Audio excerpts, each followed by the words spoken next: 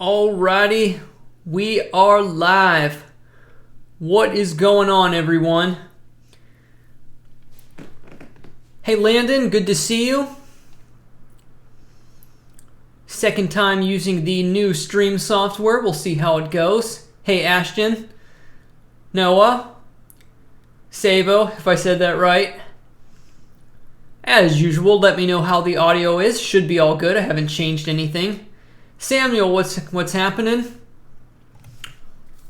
We're going to go through some half dollars tonight. Just coming in here on the fly.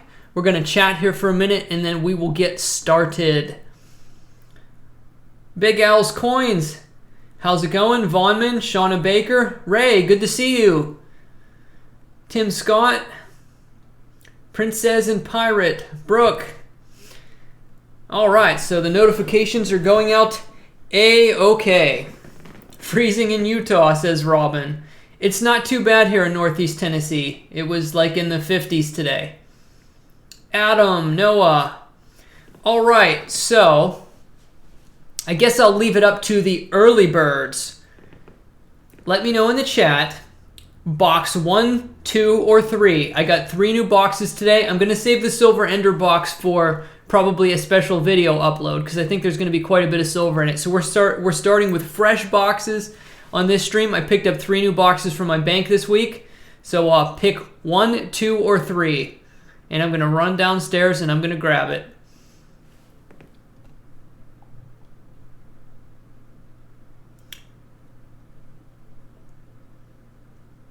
Snowstorm in Iowa. That doesn't sound good. Hey, Coit, what's going on? Northwoods Digger, Karen. Let's see. 2, 2, 3, 2, 3. Ooh, this is close between 2 and 3. Oh, man.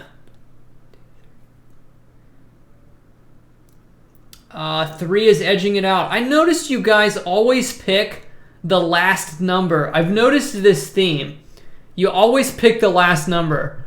I wonder what the psychology behind that is. Anytime I say like 1 or 2, everybody always picks 2. If I say 1 or 3, 1 to 3, everybody picks 3. If I say 1 to 4, it's like everybody picks 4. It's weird. All right, so yes, the general consensus was box number 3. I will point out that I checked for enders and I didn't see any enders except for the bottom of the box as usual. And box 3 seemed the most interesting. They didn't look that great this week as far as enders, which doesn't necessarily mean anything. But I did notice that box 3 was the most interesting to me. So I think you guys picked a good one. I am going to run downstairs and grab box number 3. So hold down the fort. I will be right back. And before I go, I just put something here on the screen to start like I normally do. This is a very small coin. Right here, and I will show you. See my pinky? Yes, this is a very small coin, barely bigger than my pinky. And you can see right here. I can't remember how you pronounce it. It was like 1/10 Gilden or something like that. 1963. And this is from the Netherlands. And I found this a long time ago in a lot of foreign coins that I purchased a very long time ago, and it's silver. I can't remember the percentage, but it's a pretty high percentage of silver. So anyhow, let me go ahead and get the box, and I will be right back in a moment.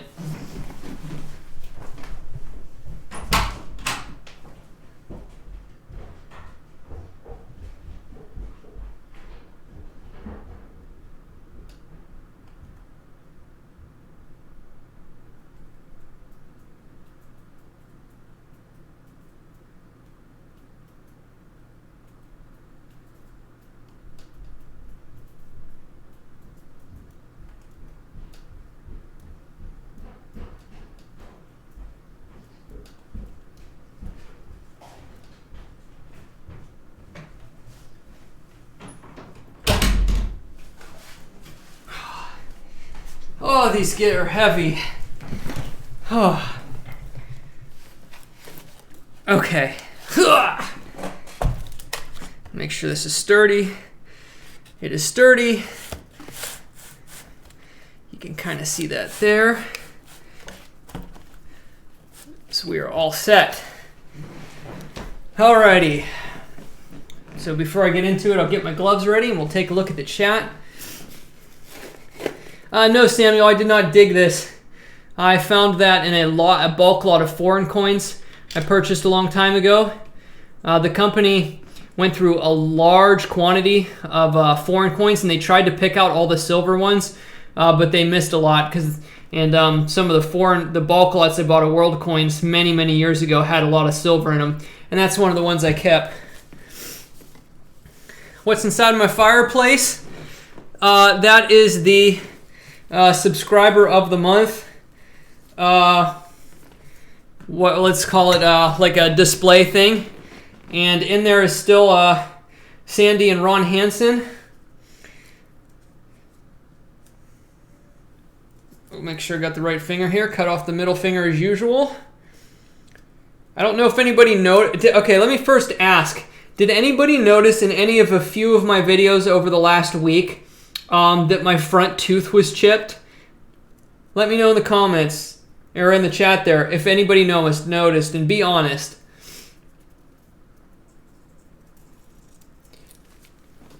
So anyway, I got it fixed the other day. I had my 6-month tooth cleaning, and that chip in my front tooth got all fixed.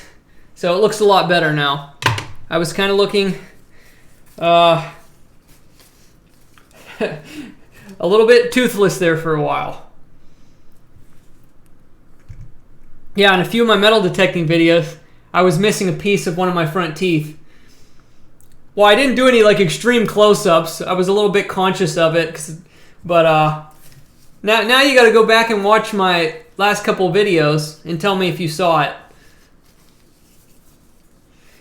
Not some of the ones, not like yesterday's video, because I filmed that after my tooth was done.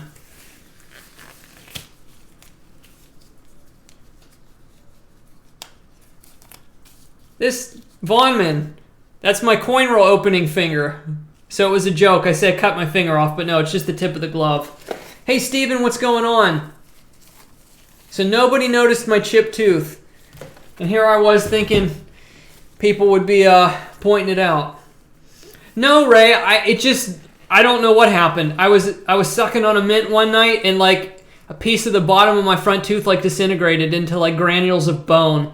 I don't know if I accidentally bit down on it a little bit or if it just was a tooth that there was a lot of decay around the end of it, because I had a lot of work done to my mouth years ago. So I have no idea if I accidentally bit down on it a little bit or if it just happened. But no, it wasn't from basketball. Hey Sandra. Hey Fishing Today. Alright, so before we get into it, pretty simple tonight. Anyone who sends a super chat that gets a sticky, I'll grab a highlighter or colored marker from there. Right, should put you on a sticky and get you up on the eagle right there. Or if you want, I can do a slam dunk. So let's just start going into some half dollars, shall we? Now, I don't know if the notifications work a little bit different with the newer live streams, but I noticed why is this roll partially open? Oh, I noticed box 3. Some of them are rolled funny. I don't know what it is. I have no idea, but they're kind of weird. But I noticed like using I think what it is it's maybe because I haven't figured out how to do custom thumbnails yet. Maybe not as many people are clicking on the live streams. I don't know. But I noticed since I switched over to the new streaming software, not as many people are coming to the streams. And it happened specifically when I started the new software. So I don't know exactly why. But we'll see how it goes tonight. 80 people came in pretty quick. So for unannounced, that seems about right. So we'll see.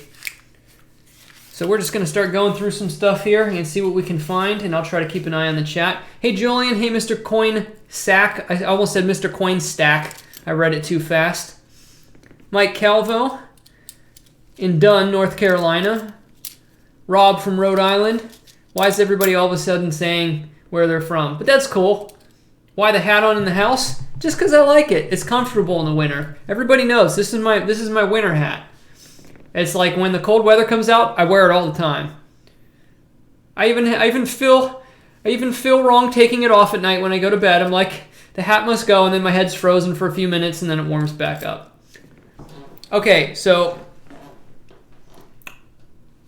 Rob, thanks for letting me know you got a notification. Hey, Silver Chimp. Hey, Dan. All right, so we're going to start going through these coins. And doing this on the fly tonight. Didn't even know I was going to stream. But with the new setup with the stream, I can start these streams so quick. I leave my microscope in my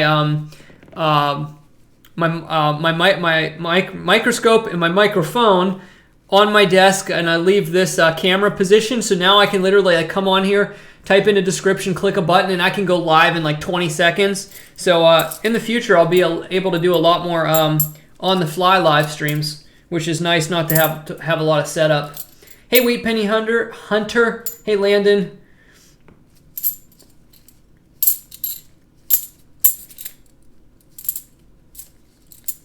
And we'll move this coin out of here. Terrible scratch across that one. That had to hurt.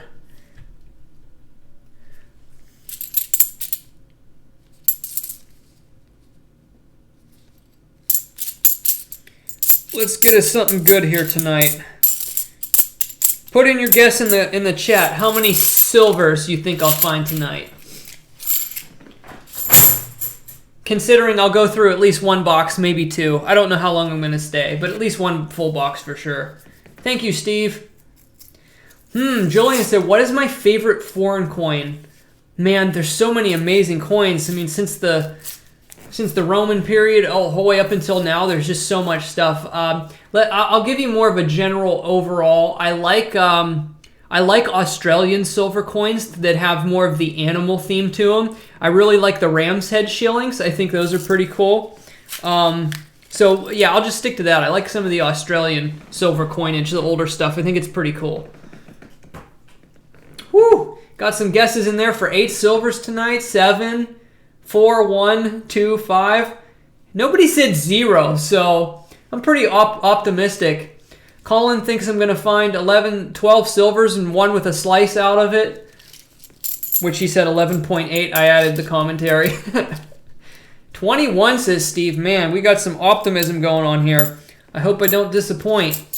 Now, the last stream was actually pretty good for mine. I got 3 in one box, 4 in the second box, and we also actually have it still set here in front of me. We found 7 total in 2 boxes, a few NIFCs. That I think the best find of the last stream was that clipped planchet, though. So we'll show that real quick as a highlight because I still got everything sitting right here. In the last stream, I found this bicentennial clipped planchet. That's probably the best find of the night, apart from the 40% silvers. Yes, Mr. Coinsack, the Australian coins are awesome. I like them. And we have our first coin down of the night. Didn't take long.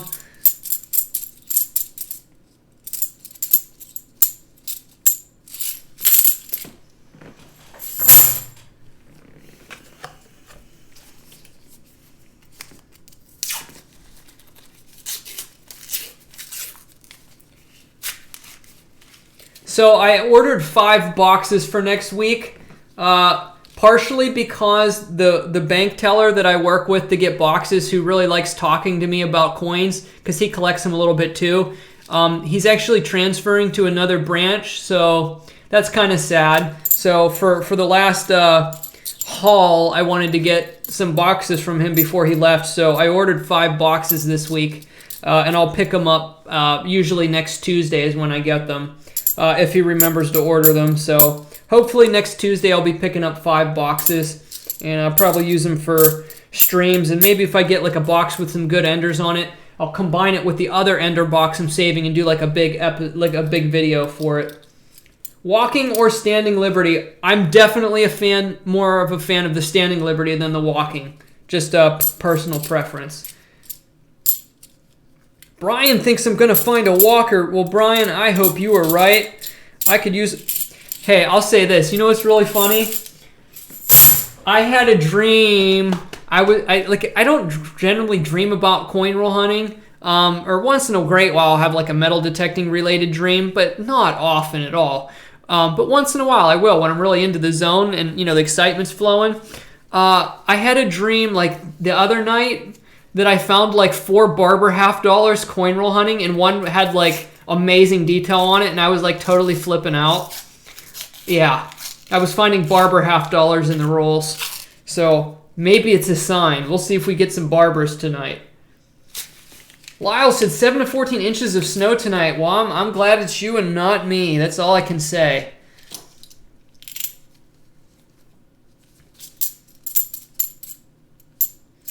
Maybe we'll see our first scratchy scratch coin here soon to know that we're at least onto some stuff. Hopefully. But I'm not seeing anything in here yet that looks really interesting. Thank you, Dan. Yeah, the microscope's definitely going to add to the streams. I can't wait to start doing some actual normal uploads with them, like some coin videos. I just got a lot going on right now, so I'm pretty much doing just standard metal detecting videos and the occasional, popping on for the occasional stream here. We got a shiny rim, maybe an NIFC, hopefully. And it is. We got our first, let me put this clipped planchet back over here so we don't mix them with tonight's finds.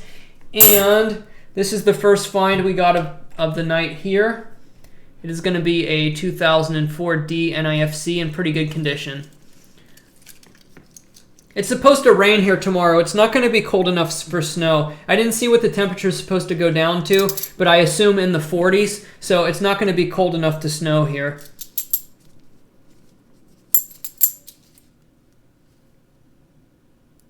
Got a marked coin. I think it says OBO. I could be wrong. Or no, maybe that's a number. Because OBO is or best offer. I don't know why that would be on a $half. I'll go ahead and show it here. But it's on a 74D. Oh. No, does that say 13, then O or something? I don't know. Let's see if we can check for the 74D DDO. And not looking like it on that one. So we'll put this back under here. Harry, I could go for some Idaho potatoes. I was actually out to eat earlier today, and I was thinking about getting mashed potatoes, but I didn't. I was actually eating at a local restaurant around here that I like to stop at once in a great while. Like once a month I'll go out to it. It takes a little bit of a drive from where I'm at, but I went out to it today, and I got a chicken breast dinner with 2 chicken breasts. It was Greek style. It had Kalamata olives, feta cheese, and diced tomatoes on top of it. And I got roasted Brussels sprouts as a side, and then also beans and rice with sour cream. It was a pretty good meal. Donna, what's going on? Okay, we got another really shiny one here that I would almost assume is another NIFC. It doesn't look like a 90s one, but who knows? I always get fooled. So we're heading in the right direction here. Next find, 2005P NIFC in very nice condition.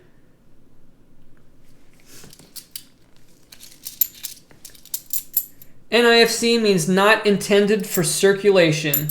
So they didn't make as many of them. Now, generally, unless they're in like pristine condition, they're not worth much over face value, but they're fun to pull out anyway.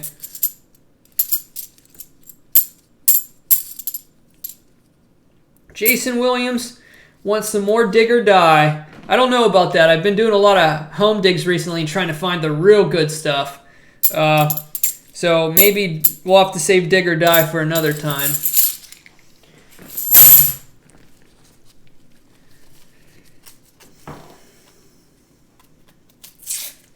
What do I do with all the coins that I'm not necessarily interested in? They all go in these bank bags here and sent back to a different bank, which I call my dump bank, and they get deposited back into my account so I can keep recirculating the money to get more boxes. Got another potential shiny one here, so maybe we're starting... Well, that might be a 90s one from looking at the back. Called it 1996.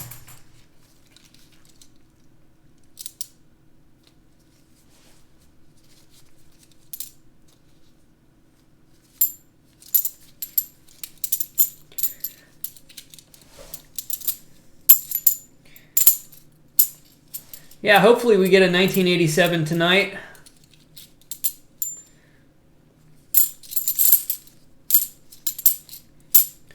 Here's another 74D.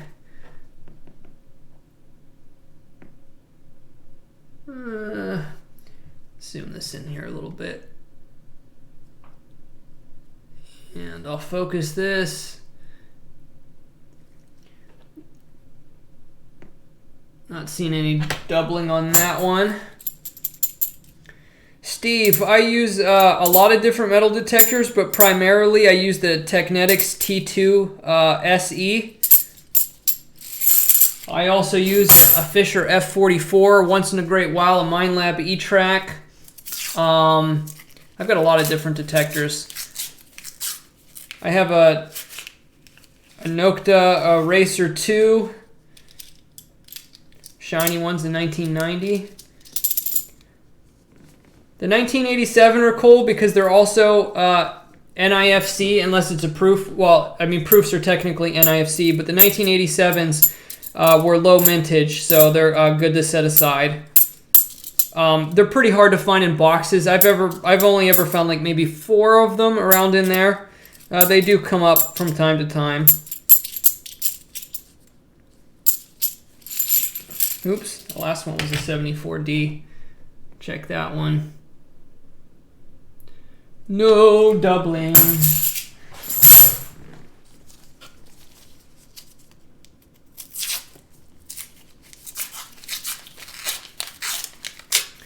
Rosa, I hope to get all that silver, but so far we've had all that nothing.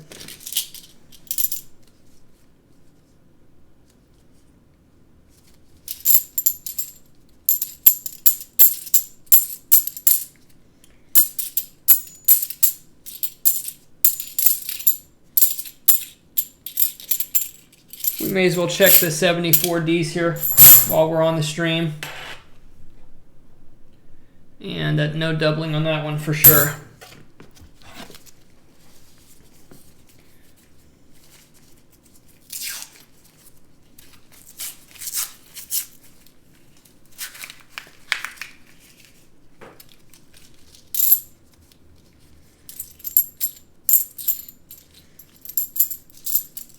There's an 83, weak FG on the back, so not a keeper.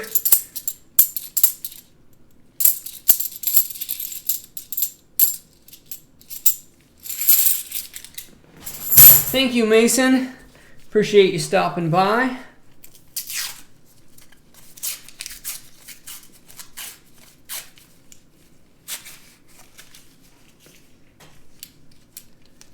Jolene said, what is the oldest coin I've ever found metal detecting? That would be a roughly late 1600s Japanese coin.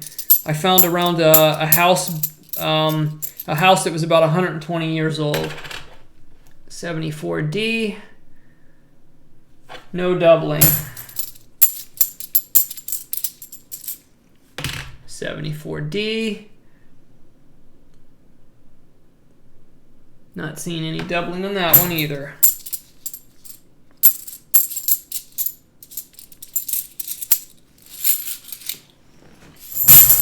Todd, I have found no FGs on the live stream here. Specifically, about 2 live streams ago, I actually think I found a dump of error coins. I found 3 no FGs in 1 box. I think it was 2 83s and an 82. I found 3 in 1 box. I think that was the last stream before I got the new scope, which is unfortunate because that would have been an awesome stream to show them on the scope.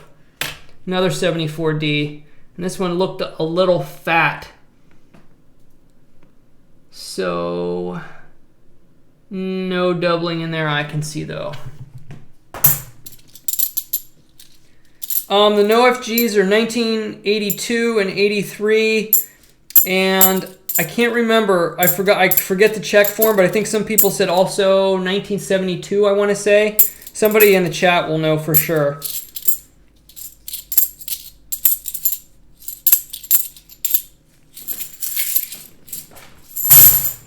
Harry found a 1943 Copper Lincoln And then he woke up. That's normally how it works.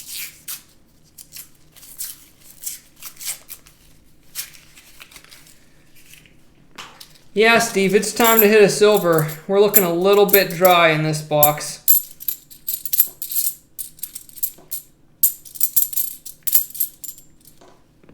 Here's a nasty one. Let's move the scope out a little bit here.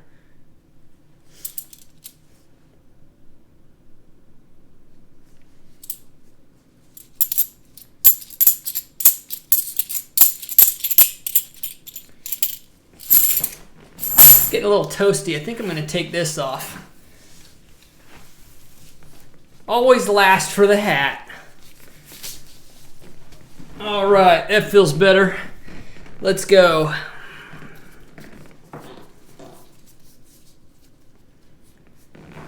Yeah, Mark, that hollow half, that magic coin was pretty cool. Hey, Shannon, what's going on?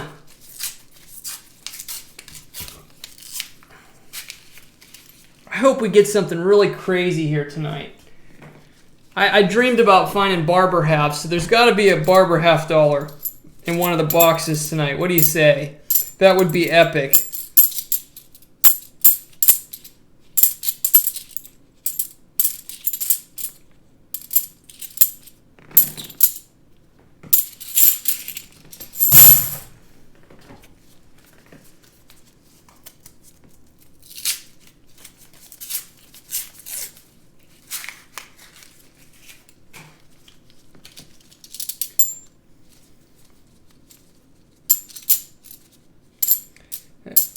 I think I just saw the first 1988. I don't see many of my birth year half dollars in here too often. Here's another. Let's get rid of this junk coin here. Check this 74D. Letters are a little fat there, but I'm not seeing doubling. If I could go metal detecting in any country, where would it be, says Julian?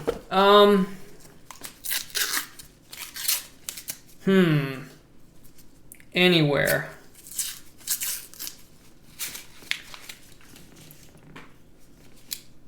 Well, I guess probably I'd want to go to the oldest spot, so if I had free reign to go absolutely anywhere with no laws or restrictions, probably someplace in kind of around northern Africa, where there had been history for thousands of years.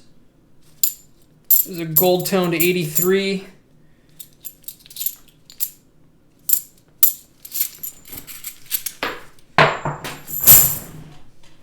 Check this one. Definitely nothing on that one. Israel, yeah, that's a good answer right there. Except I think most of the stuff, if you're metal detecting in Israel and places like that, a lot of the history is going to be well below what a standard metal detector is going to pick up. So that would be more of an archaeology type digging.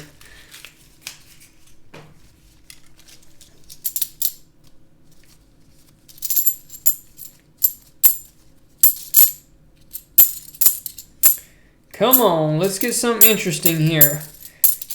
Anything to get us going.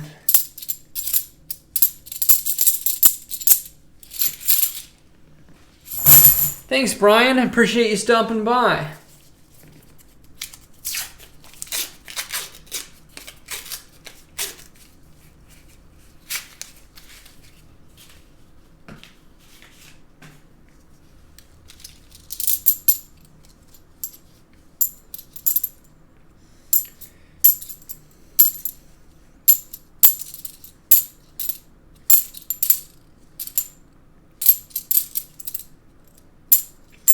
There's a find I didn't see by the edge because it's probably wasn't too shiny around the rim, but we just got an NIFC, a 2003 from Denver.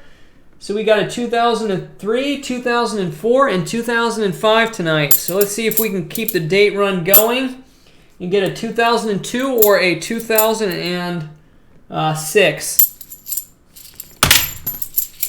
And we're going to go right back to checking the 74s here because I'm getting a lot of them. Nothing.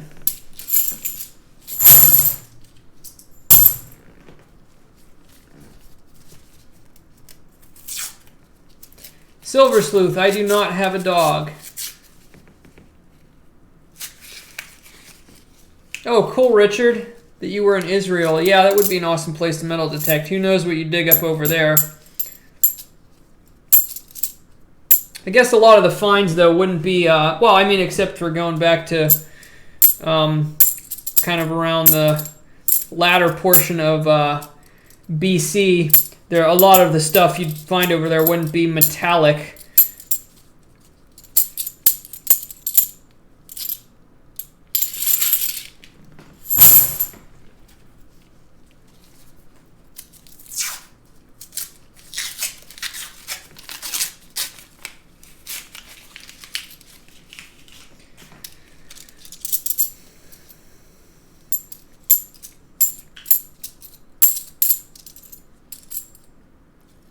I keep getting gold-toned 83s. I don't know if you can see it on there. It probably won't show up really well. I don't know what's up with that, but I keep getting gold-toned 83s. It's kind of strange.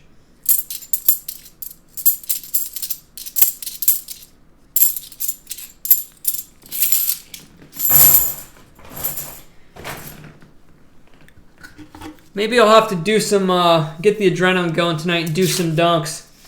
Whoever sends the first super chat of the night, I'll do a fancy dunk for everybody, and I'll give you a sticky. We're going BOGO. Buy one, get one. Buy a sticky, get a dunk. I found a penny that says it's from 1938, but on the back is a newer penny. Is it worth anything? So you're saying it says 1938 on it, but yet it has the like the memorial building on the back of it. Is that what you're saying? Let me get rid of this one here. We got another 74D. Not on that one.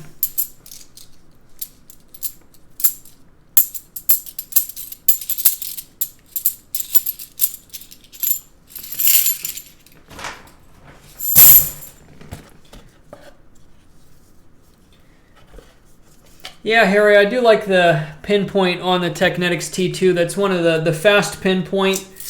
It's one of its really nice features on it. There's one that's red on the rim. I missed a super chat a ways back, says Ray. It's not showing up on my end.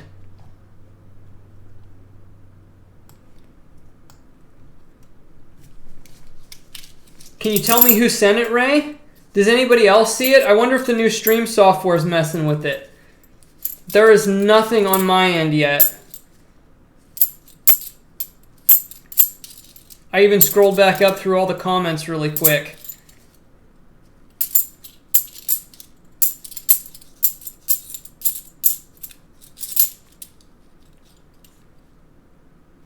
I think the FG's on this one. This one's an 83.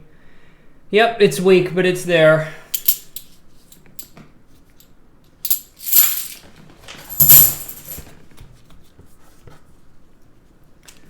Smelly Orange was the last super chat for $1.99. Why is it not working in my... Hold on, let me mess with something here a minute. Let me... Oh, that's not good. What am I doing here? Why are they not showing up?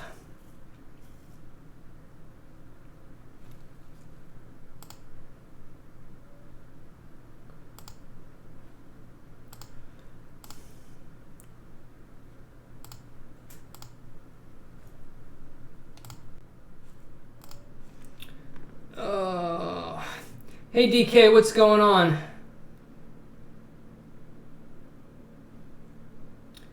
Shannon Bond just donated for $4. Okay, crap. I can't see the super chats on this end. I need to try and fix this real quick. But hey, there's no rush tonight, so we'll see if I can troubleshoot this while I'm on here. I'm not in a rush. And then I'll give everybody their stickies here in a second. Super chat's not showing up. They started showing up on the last stream.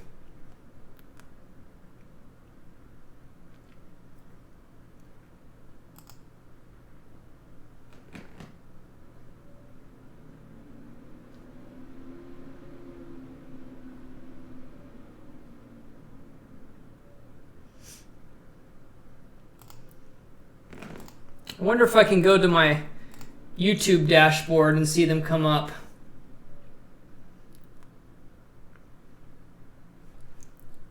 Okay, now Shelly Keys sent a $2 super chat, and I see it. So it says, "Hey JD, happy Thanksgiving. Happy Thanksgiving to you too." I don't know why some of them are coming through and some of them aren't. So if you leave a super chat and I don't respond to it, just yell at me, please. So let me get the ones here that everybody else is telling me. We got Shannon Bond, and then Smelly Orange. Shannon Bond.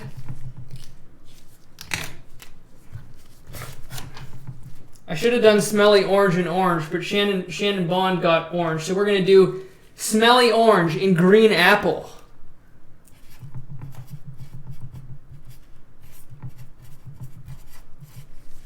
I wonder if the super stickers are working. I have no idea. Okay, and we got Shelly Keys here yet too, and then I'll do a couple dunks of some kind. Let's go blue here. Shelly Keys. All right.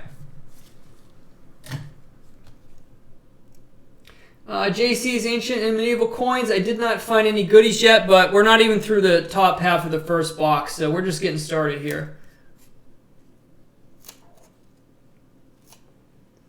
Harry, I don't know. The ones from Shannon Bond and Smelly Orange did not show up on my streaming software, but Shelly Keys sent $2 and it showed up. So, but what I can do is, before the next stream, I'm going to tweak the settings more, and I'm going to add the super chat, what I want to call it, thing where it pops up on the stream itself, because that's good, so people can get the acknowledgement. I know I can set that up through here. I just didn't do it yet. It took me long enough to get all this figured up and set everything up the way it is. So the next stream, I'll be set up and fully, and we should be able to see everything across the screen.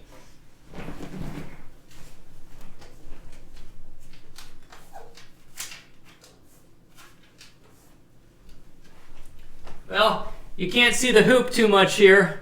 Well, we can tilt it up here. I can always put it back down. Right. Oh yeah, I got the basketballs out here.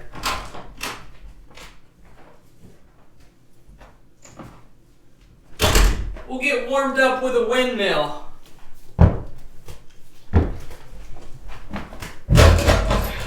All right.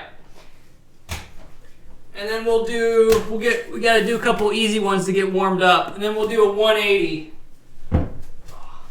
Or no, a reverse dunk.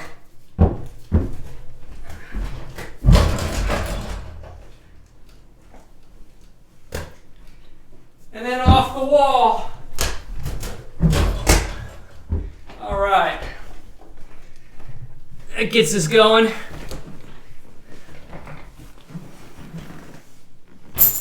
Can't really show much shooting skills on a small hoop. They're really hard to score on. Uh-oh, the net's messed up. That's probably going to bug me or anybody that has OCD. JC's, no worries. You don't have to apologize for not sending a super chat.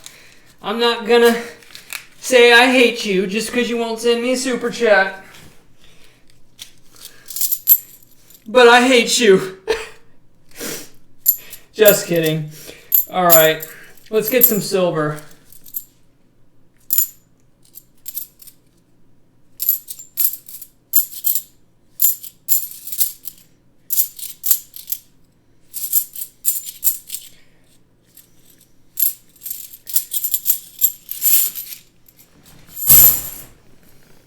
Oh, I set a roll here and never opened it. Now they're showing up. Mark Heinritz, $2 super chat, said keep it up. Appreciate it. I'll give you a sticky, and we may as well do another dunk while I'm off my butt. Wow, back-to-back 74 Ds. That one's got some scratches. Not seeing the doubling. Ooh, that one looks pretty nice, but not a DDO.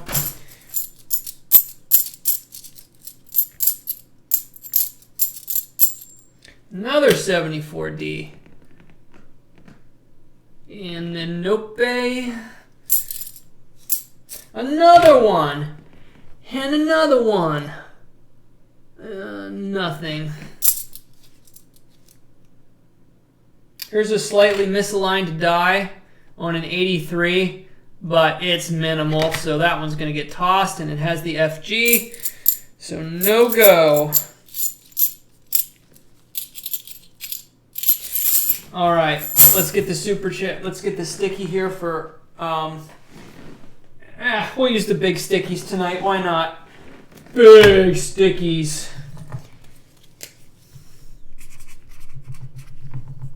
Mark Heinrichs. I hope I said that right. I like that dark green cover. It kind of looks like an olivey green. It looks good.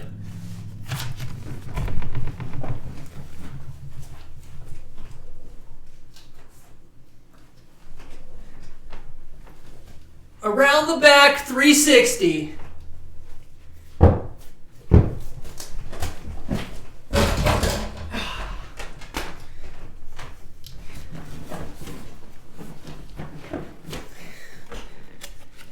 Okay, now I got my adrenaline going. Now I feel pumped about coin roll hunting. Let's go. I'm ready to go now.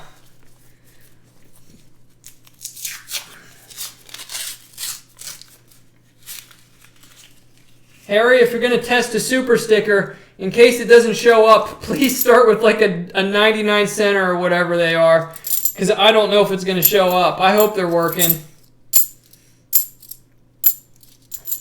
But the super chats are showing up now. Maybe it takes a while for the streaming software to like connect fully to YouTube or something, because it missed the early ones. How often do I get barbers in the boxes? Never. I have yet to find a barber, but I have found a couple Benjis and quite a few Walking Liberty halves.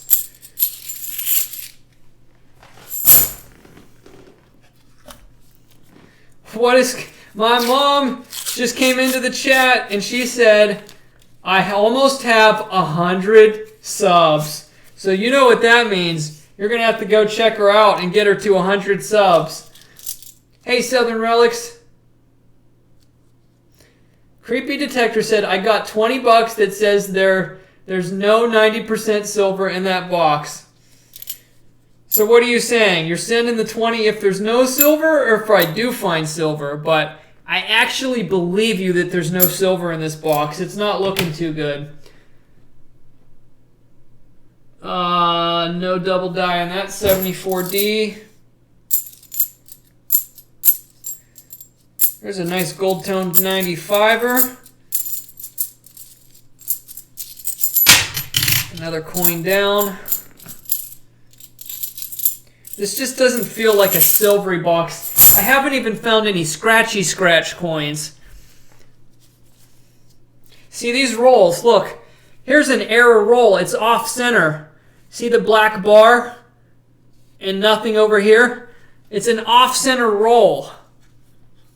Actually, that's why they all look weird. These are all wrapped wrong. Most of them. Somebody loaded the coin machine wrong. That's what it is. That's why they're so easy to open. There's like no paper on this side. That's what it is. Look, there's like nothing there. Ha, that's funny. I knew something was weird about these rolls. Let me put something here back in the view here. I didn't have anything there. Back to that one. Okay.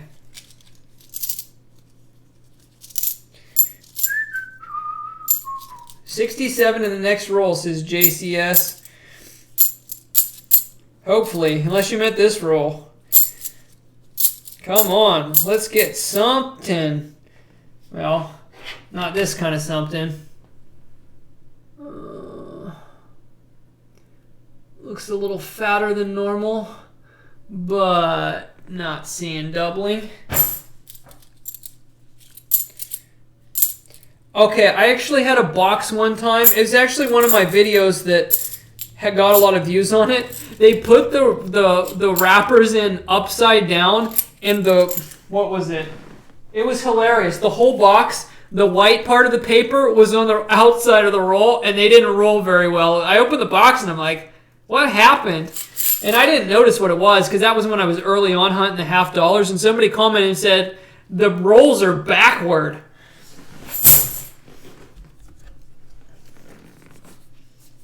I will pay if you find a 90% silver, the creepy detector said.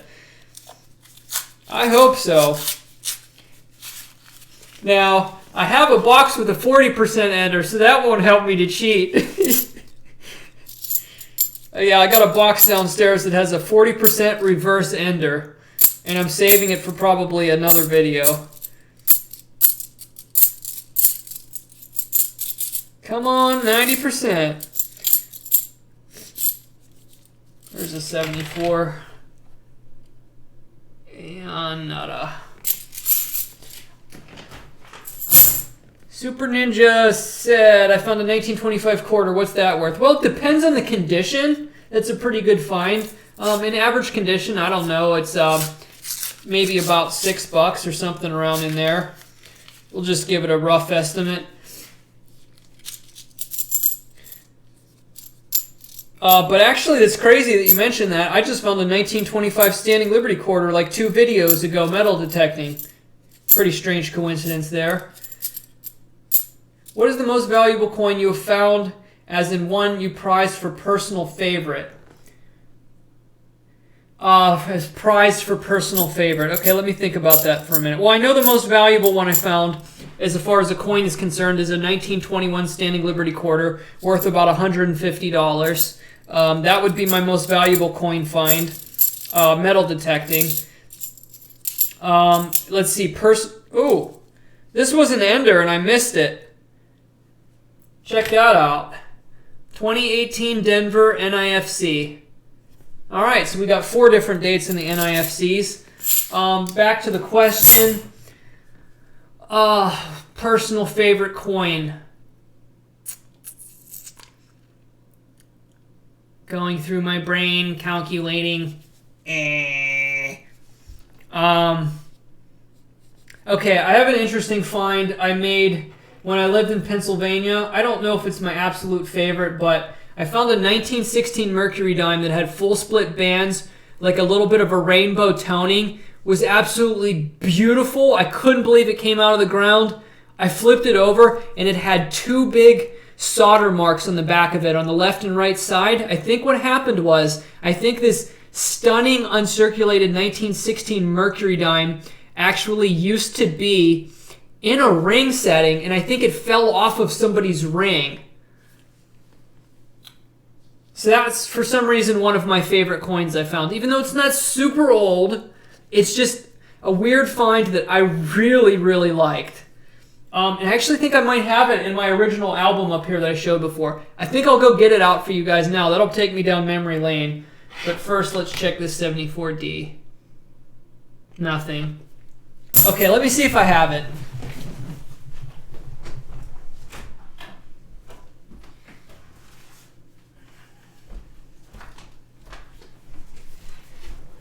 I found it in 2012, which is in this album. It's the only year when I was really super into the metal detecting. I cataloged every find in order. It should be in here. I'll know it when I see it.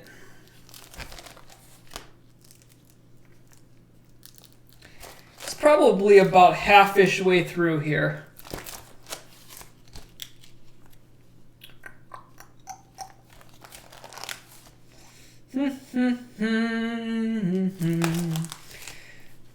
When I see it, I'm gonna know.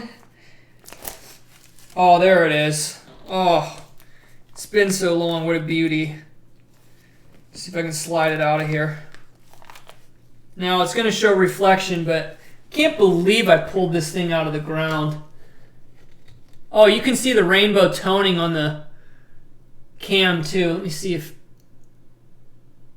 Oh. Check that thing out, man. I found that metal detecting behind a skull built in like the 1950s or 40s. I can't remember. Let's get rid of some of that glare. I mean, this coin is phenomenal to pull this out of the dirt. Now, the reflection there's from the case. I can't do anything about that. But I can move it up and around here. And I'll show you the back. The perfect bands. But you can see the huge solder marks. I'm almost positive this was set in some sort of jewelry or a ring. If this would have had a D mint mark on it, I probably would have passed out. Because even like a 1916 D, even though it's severely damaged, with that amount of detail, it'd probably still be worth about $1,000 or something. But yes, I pulled that out of the dirt in Pennsylvania. One of my most memorable finds. I don't know why it always sticks with me. Yep. Okay. So somebody was asking about older coins that I found. I think this is the first. This is the first Qianlong Chinese coin I ever found. These were minted from 1736 to 1795. There are a lot of these in the ground in the United States. More so out west in the gold field, like around gold rush areas, where there was a lot of Chinese people camping a long time ago. But these also, you can find these in the lawns at the old houses. And this one is 1736 to 1795. I found this in a neighborhood where there was a lot of wealth during the Victorian era. This was also, everything in this album was found in Pennsylvania. So that is from the 1700s, Qianlong. Show the back of it there.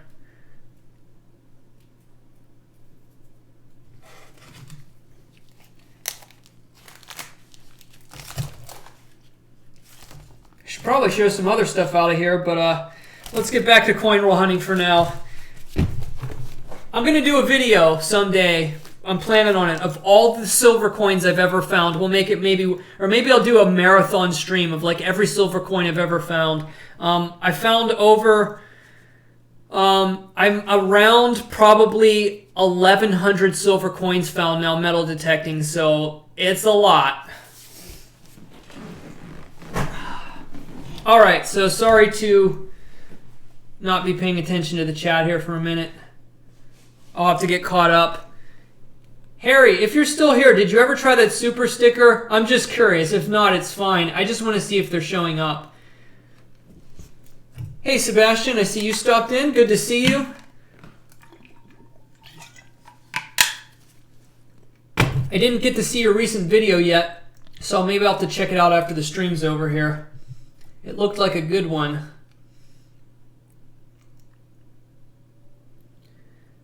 Hunter said, tell me hi, JD. Hello, Hunter. Or I should have said, hi, JD. You said say hi, JD. So hi, JD. Hi. Mr. Coinsack said, I'd like that video ready by tomorrow. I'm a little too unorganized for that.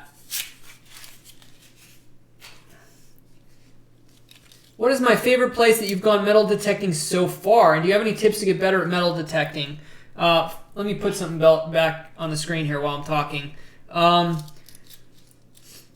Let's start with the tips. First of all, don't give up. It takes a lot of man hours or woman hours to find stuff, so you have to put in the time. Time is number one. And I'll get to your super chat in a second, Harry. It did come up. So don't quit. Learn how to use a pinpointer. Try to start learning how to use old maps. You can start with historicaerials.com and learn how to look for houses dating back to the early 1900s, and that's a good starter. And also to mess around with using overlays, so you can see exactly where those old structures used to stand. back in the day compared to on current day maps. So that could be helpful. Apart from that, if you want to find good things consistently, it will help to get on private permissions. So work on your presentation skills and maybe getting over any fear you have of talking to other people, because talking to other people and asking them questions is normally how you can get permissions to get on private property where there can be a lot of really good finds.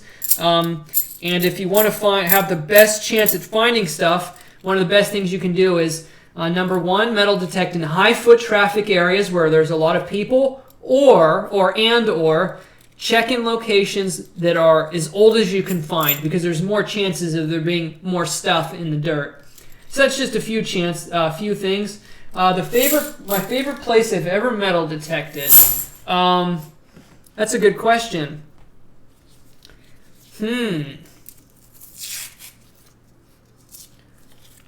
Well, that's pretty.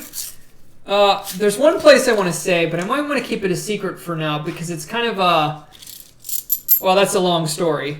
But I know this might sound a little bit corny, but probably my backyard, because I didn't have to really drive anywhere.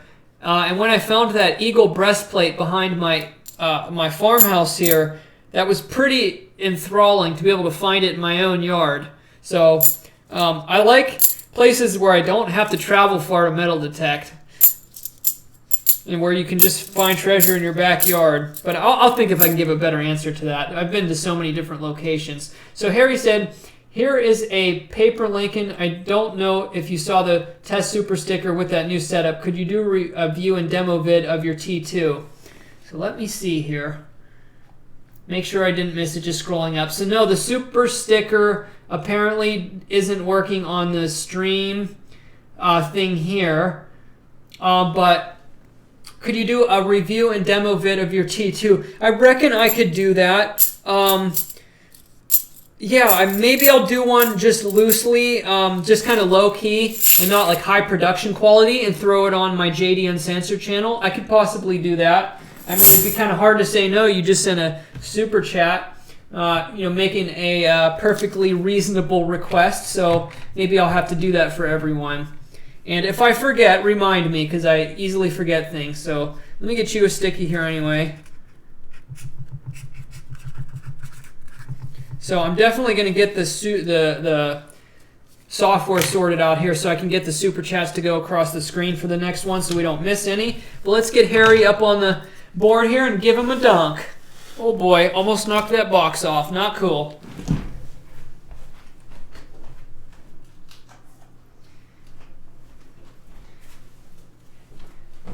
Let's go under the leg. Oh, it would help if you could see the hoop.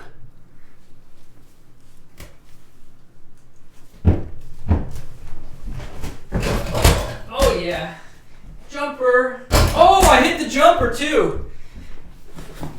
Oh yeah. Okay, let's get this back down here. Now it's zoomed out. Come on. Focus on the hand. And now on me. Try this again. There we go. All right.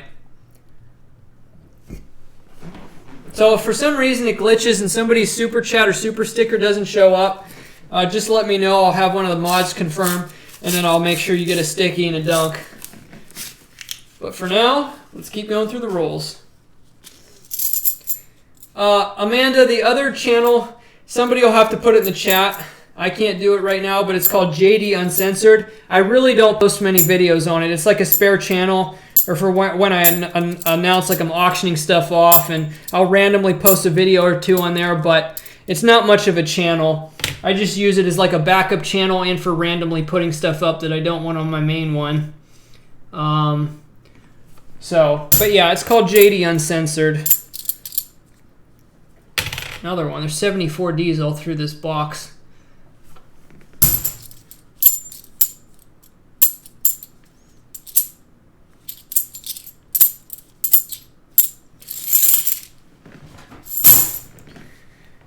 Steve said, I found a 1726 flintlock gun once about a foot down in an old shed once. That is amazing. What is going on, Relic Hound?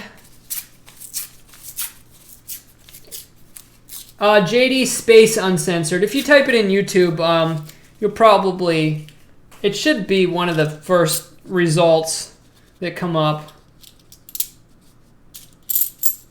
Hunter, yes, the set apart is you'd have to have the direct link for that because it's too broad of a term. But yes, that is the third channel I opened up. I had a different channel, but I kind of morphed the idea into that other one. So I deleted the one other channel that I had. Boy, this box is dry. Nothing even interesting. Somebody's talking to Plugmaster 4. Did Jeff come in here? Oh yeah, there he is. What's going on, Jeff?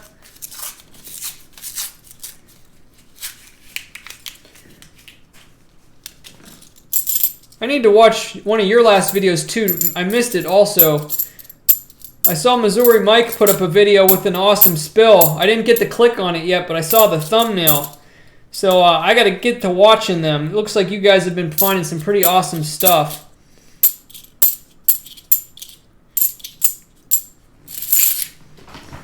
Yeah, Steve, it's time to hit that 90%er. It's been dry. It figures the title I put in this video tonight. Am I going to strike it rich tonight? Of course we're not finding jack squat. Relic Hound, there's not much going on that channel at all. Here we go. We didn't make it up to 2006, but there's another 2005. I think the last one was a D, though. Nope, I'm wrong. That's the duplicate. We already got one of those today. Yeah, not much happens on my JD Uncensored channel. It's just like a backup channel that I randomly throw videos on. Nothing there.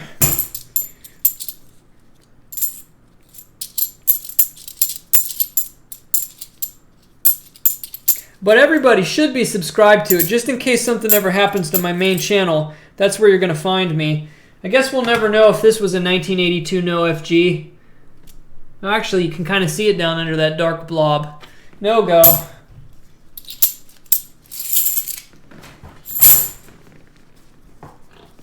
These rolls are so easy to open because they messed up the roll, feeding the roll machine. These are so easy to get open.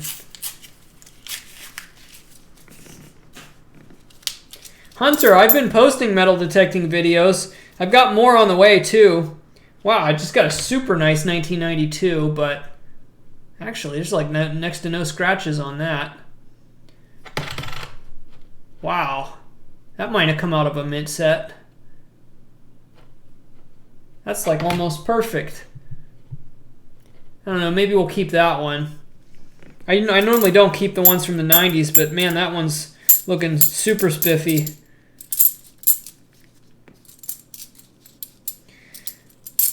Jeff, it seems anymore. When do you guys not have a good day? You guys have been on fire. Just got a pretty nice weak strike right here. I thought it was off center too at first, but not really. Man, yeah, look at that. That's got some kind of weird something going around the rim there. I'm going to spin it. Look at that. That's not the ring of death either. There's some kind of... This is a really weird strike. It's almost got like the rim raised up and then the detail like fading into the coin. And then the bottom of the numbers are missing. That's definitely an error. It's not too significant, but that's kind of a weird one. Now, if I flip it, we'll know this is a legit weak strike if the of in America is weak also. Which it is. See that up there?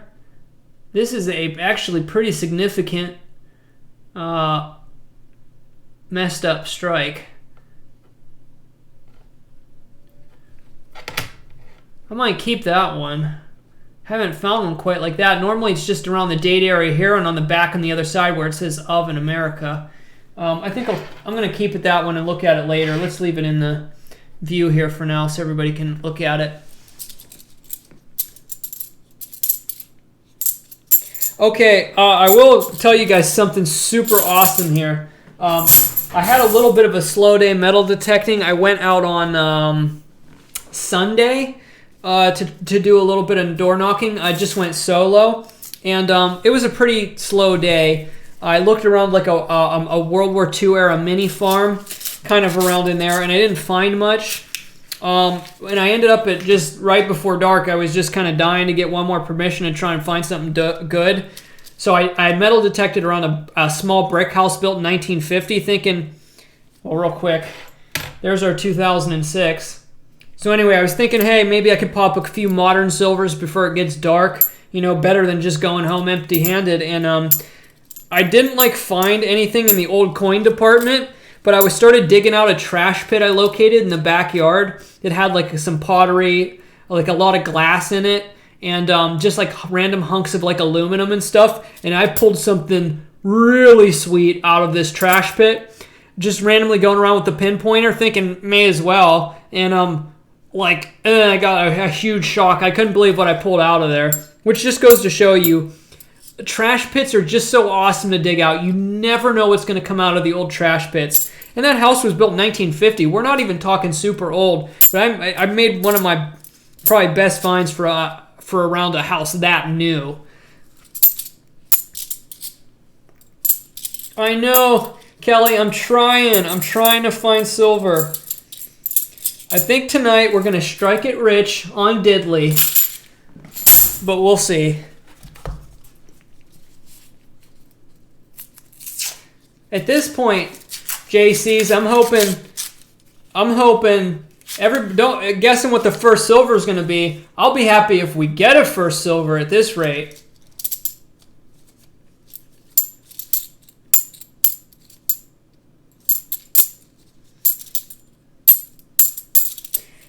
Yeah, the last stream was pretty good though. I should have ordered more boxes that week because the 2 boxes we looked through had 3 and 4 silvers in them, and then the one I didn't open yet has a silver ender. So I think I missed my opportunity. If I would have ordered 4 or 5 boxes, maybe we would have stayed on the silver. Or 74D.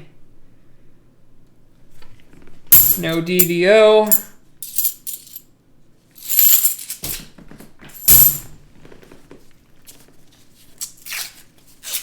These rolls are so easy to open tonight. I hope they load the coin roller wrong more often.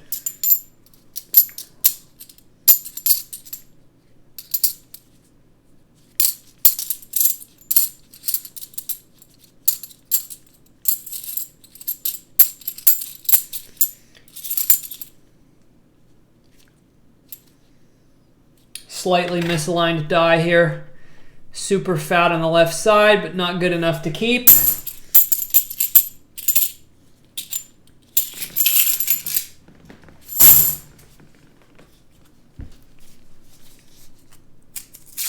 Yeah, Sue. I think I'm good on 67s for a while. Yeah, they were everywhere the last stream. I used up all my luck on the 67s in the last one, that's for sure. Oh, here's a real pretty 74. Please be doubled. And no.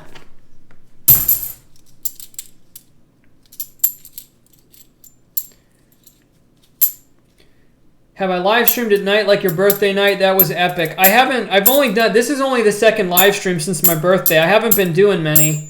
But I'm getting back into it now.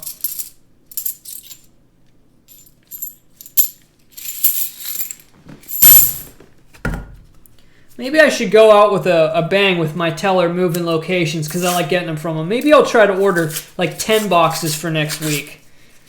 Maybe we'll do a mega hunt. A marathon.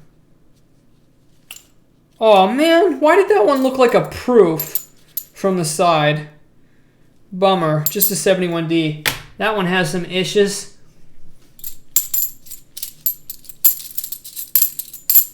Ooh. This 89's got a really thick rim. That's pretty common on the 89s though. There's an 86. Come on, let's at least get an 87 in here. My goodness. I just want something. I even had a 67 song? I don't remember singing about 67s.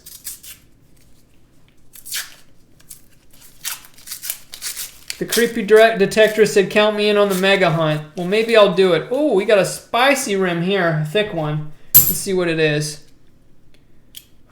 Man. I was just talking about those 89s having thick rims. There's an 89. And, well, let's try this with one hand. Thick! They always get you. I thought I had a proof there for a second, but just a thick 89. And I'll keep hunting. Harry, I did not eat that Heath candy bar, but to be honest, I put them in my fridge and maybe I'll get it out tomorrow and smell it and see where to go from there. Because if it smells good, I'll take maybe a little nibble. And if it tastes good, maybe I'll down the rest of it.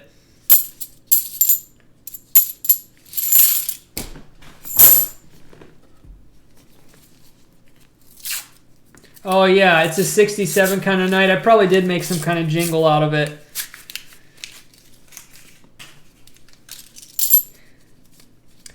So tonight's song will have to be, I struck it rich on diddly. I struck it rich on diddly.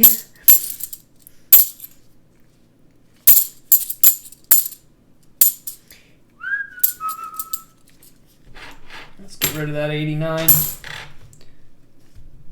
74D with some damage.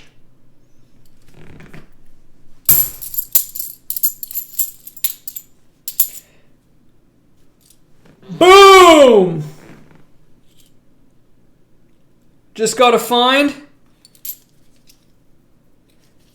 This was an ender and I didn't even notice because it was like, this thing's been circulated a bit too much. I just got a proof. And right now in the chat, guess the year. Creepy Detector has said $100 if I eat that Heath bar right now. I think I'll have to do it. But anyway, we'll show the reverse of this proof that has been well circulated while everybody's guessing. And I'm going to go get me a Heath bar. I'll be back.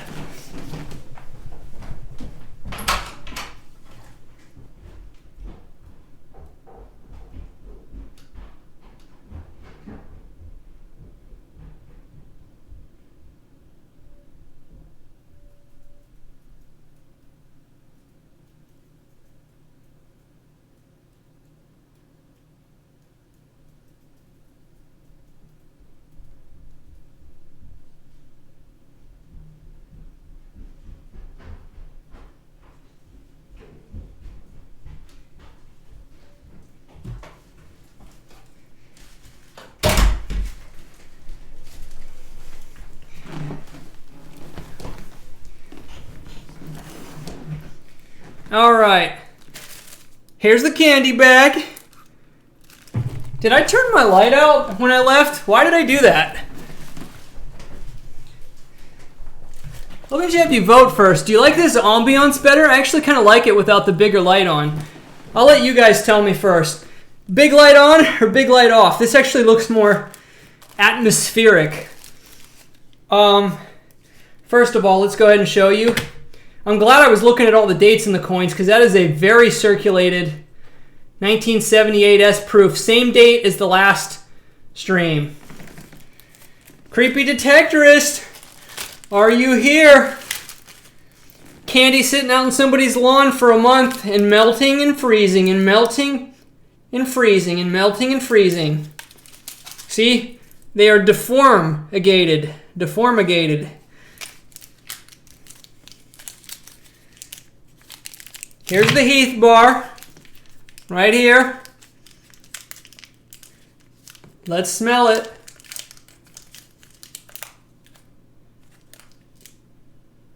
Oh, I think it might smell a little bit off. That's not cool. Oh wait, I might be smelling my coin gloves.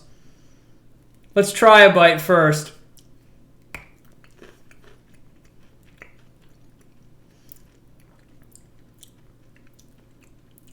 I'm just going to do it. I don't know. A little funky.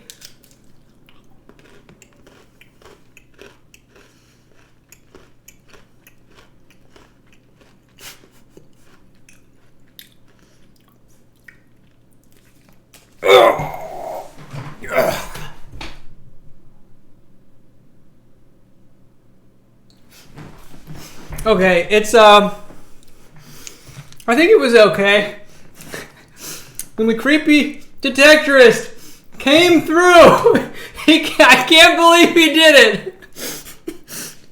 He came through with the $100 super chat.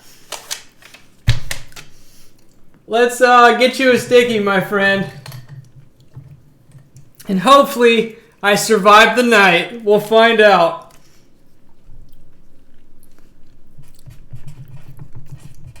The creepy detectorist. DETECTORIST.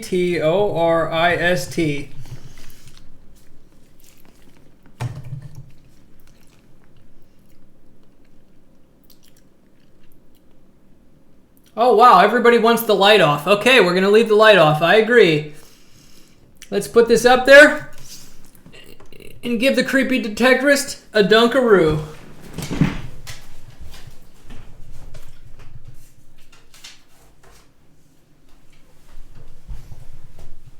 Let's do, what are you going to do? I don't know.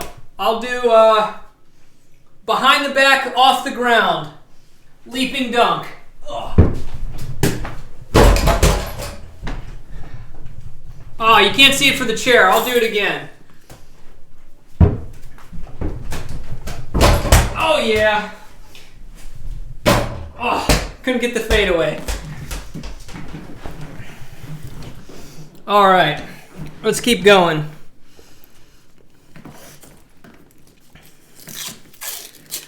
Ben, no silver yet. We're all just hoping I survived the night. Because it's possible I just ate something that was not fit for human consumption. Let's put that, oh yeah, let's leave that proof here. Why would I move it? So we did get to find this box.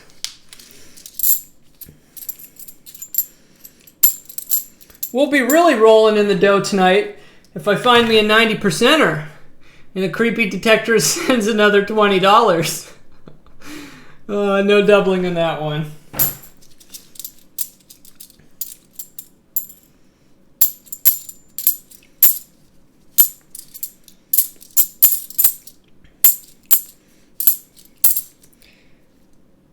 Man, that 82's seen better days.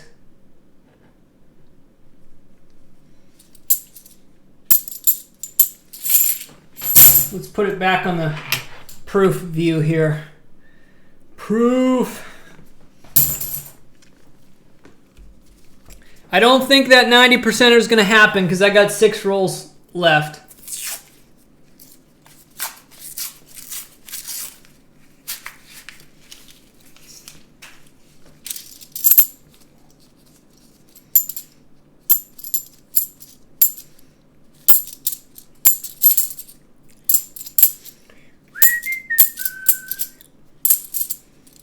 Another 74D. El Nada.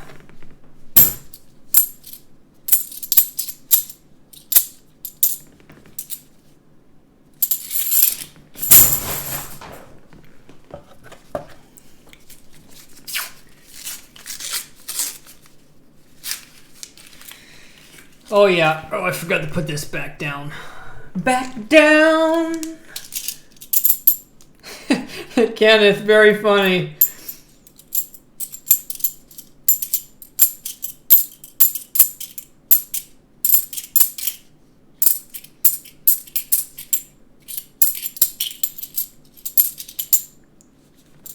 Another 74D. Oh, that's got some damage. No doubling.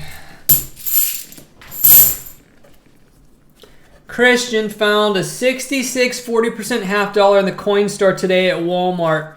Congratulations. Crazy enough, I was at Walmart today too, and I checked the coin store at Walmart, and for some reason, I never find anything in the Walmart coin stores.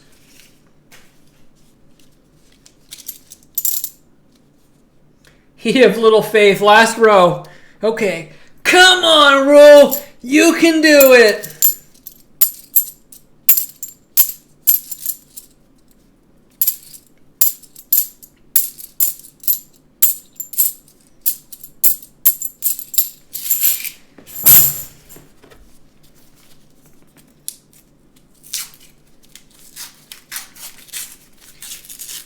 Oh, we got a shiny one. Might be an NIFC. Maybe not. It's just a nice 1997. So since there's nothing under the scope, I'll put that there for now. I think doing one of them dunks earlier, I might have slightly pulled my groin a little bit. I should have stretched first. I haven't been playing basketball in a while. My muscles are a little tight. Not good, not good. Coin roll hunting, live stream injury. 2 rolls left. Jeff said, can I dunk on a 10-foot goal? No, Jeff. I can't dunk. I cannot dunk. The peak of my jump was when I was in my early 20s. I could get the rim on a regulation hoop, but no, I cannot dunk. It would look pathetic. But I got me a nice jumper. And that's the goal of basketball, to score. You can dunk as fancy as you want, but if you don't put the ball in the basket often enough, you lose. Nothing on there.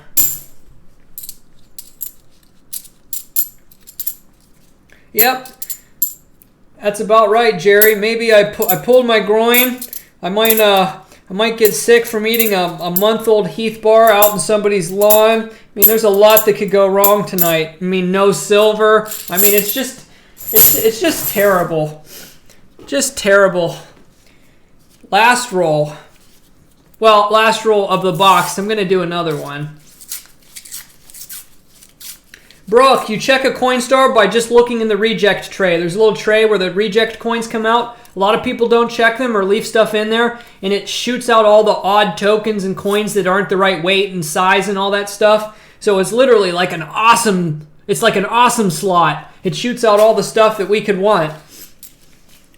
I found a few silver dimes from the Coinstars, tokens, all kind of weird stuff. I know somebody that found a gold bullion coin in one of the slot in the reject tray. Heck, I've known people that have found like gold rings in those things. People dump like buckets of coins in that have like buttons and all kind of goofy stuff in them. Who knows what ends up in those? Well, we got skunk-a-roonied.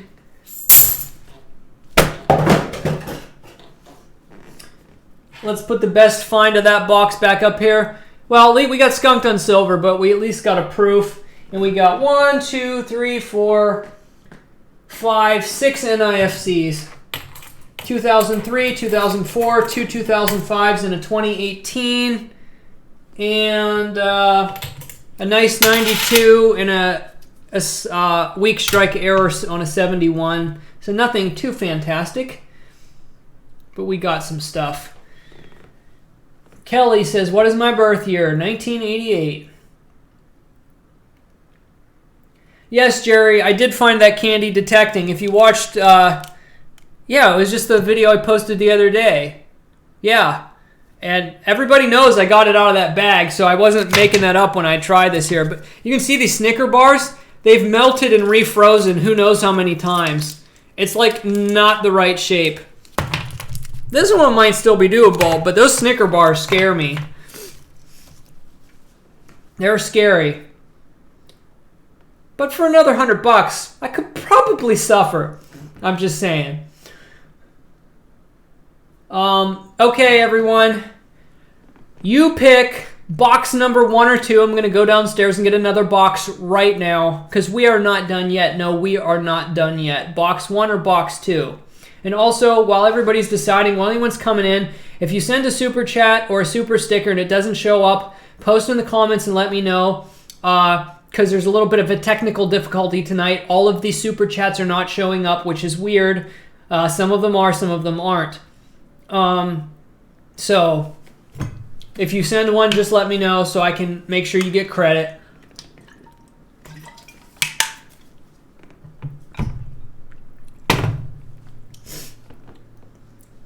Christian Hess wants me to open box like number 111 quintillion or something. Everybody always picks the last one. 2, 2, 2, 2, 2, 2, 2, 2, 2. I just said earlier, everybody always picks the last box in the order. And you guys still did it. I'm like trying to say, hey, maybe we could switch it up tonight. But everybody's like, no, I will not. Box 2. All right.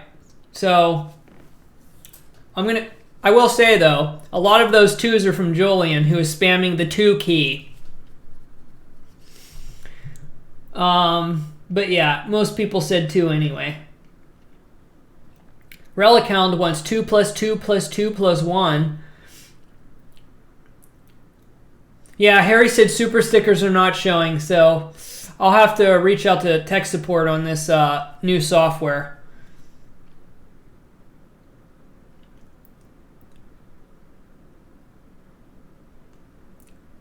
Choose one with silver in it. Like, that's easy to do. Unless I, pick up like an ender box or something. Okay, let me go get the second box.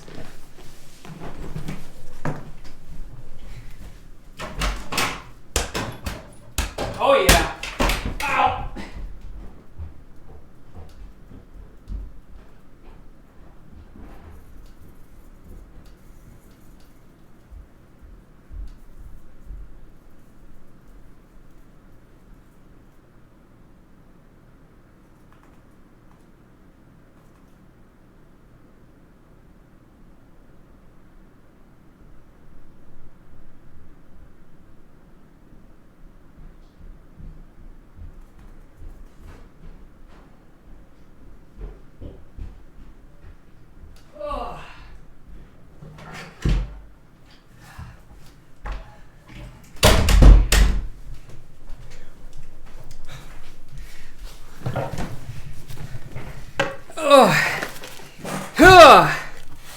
Okay.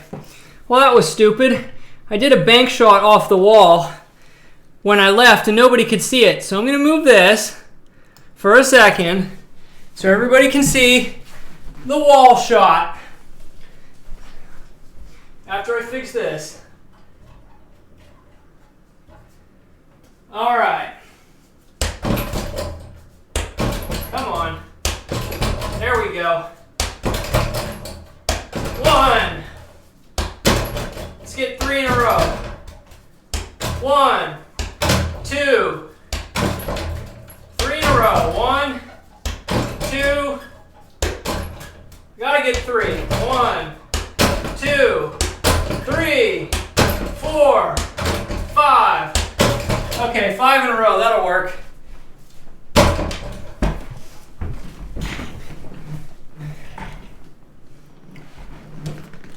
Yes, Brooks saying, just an observation, the super chats that have the emojis are the only ones that did not come through. Yeah. Let's put this back up here. So yes, I think the new software has not been updated to accept super stickers yet. So that's what I'll probably say for now. If you're going to send something tonight, send a super chat, not a super sticker. Okay. Come on. Let's get this to focus on me first. There we go. Come on, let's get some silver tonight. Let's hope this box is better. Let's get these fines out of here and go back to this one here for a second. Because that is such a cool coin.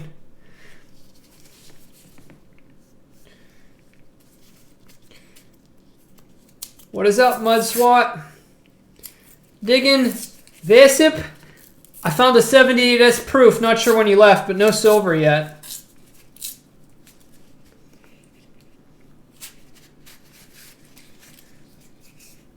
What do you think about the Nox 800 compared to the AT Pro? I can't compare the two because I've only ever used the Nox one time, and so I wouldn't. As a comparison to the AT Pro, I wouldn't really know what to say.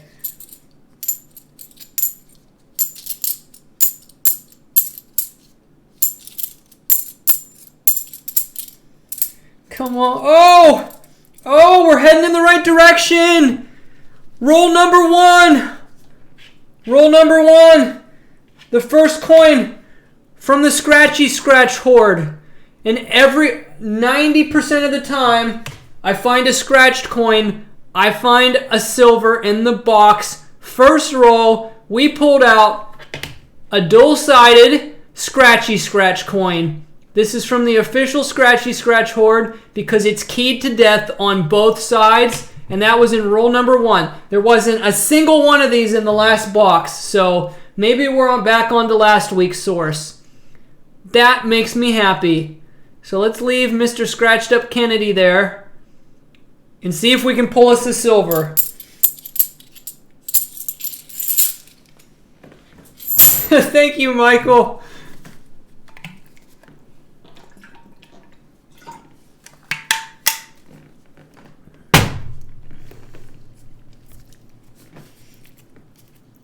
Steve, I did look for enders when I got the boxes earlier today. I didn't see any. But I'm hopeful now. I'm hopeful. No problem, Mr. Coinsack. Thanks for stopping by. Oh yeah, we might be on to this. Cause see, I already got a gold-toned bicentennial. I think we're on to a new source here. Ooh. Let's see. Come on. Let's get this rolling in the right direction. Pun 100% intended.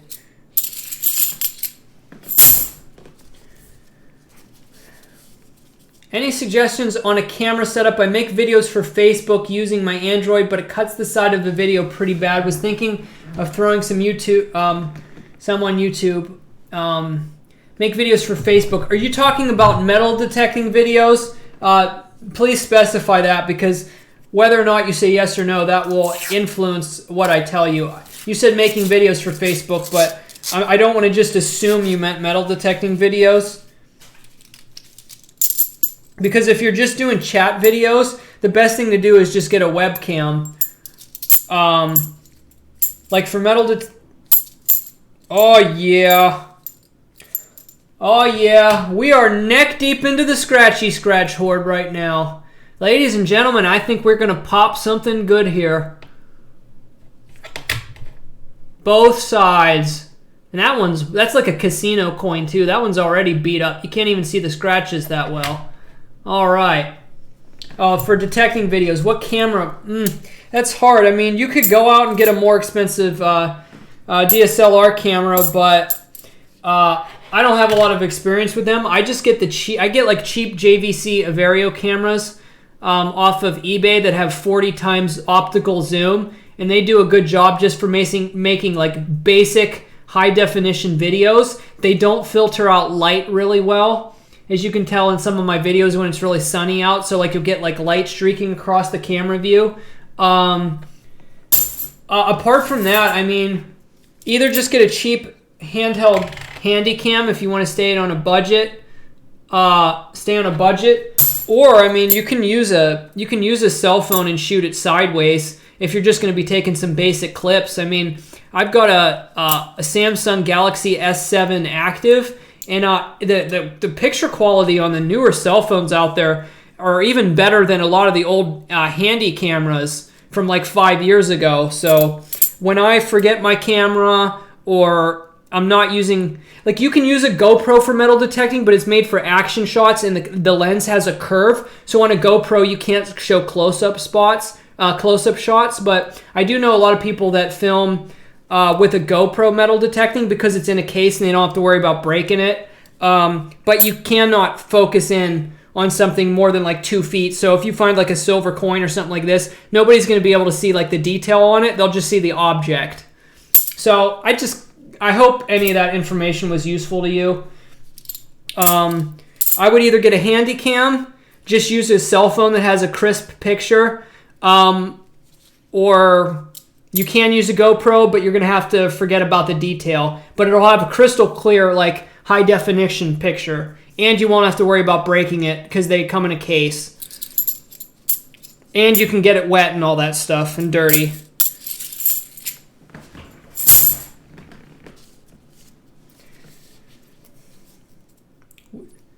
Jillian said, hey JD, would you rather metal detect or coin roll hunt for free?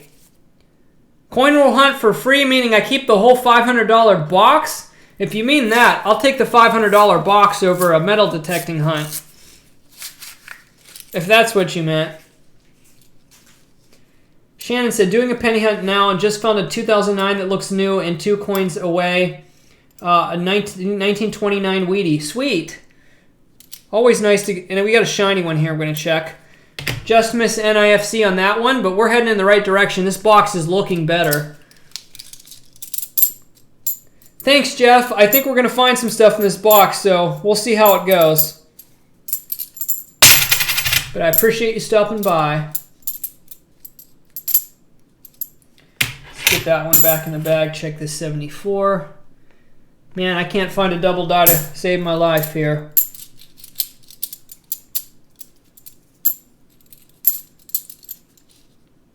I saw another 71D that looked like a proof. I don't know why these catch my eye in a certain way. They're always the 71Ds. Birth year.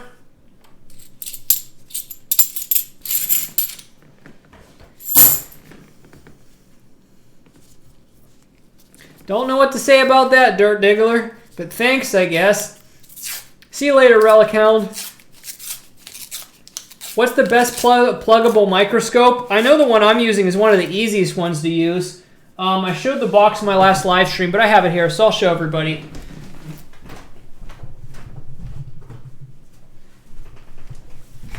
You can get these brand new on eBay for around $40, so they're affordable too.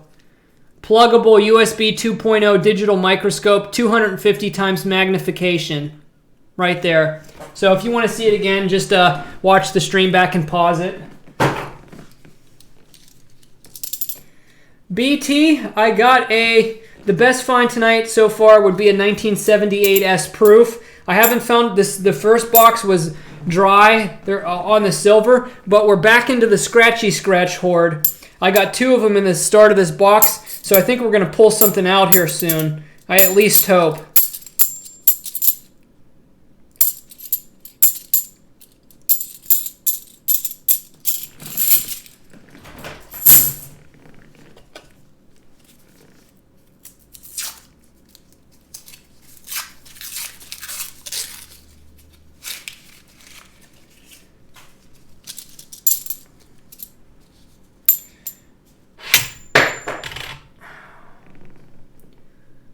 Nada.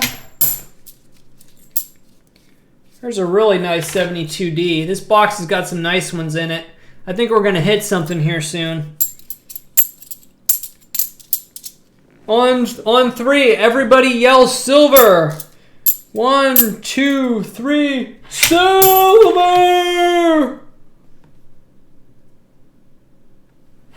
I keep missing the bag when I slide them off of there.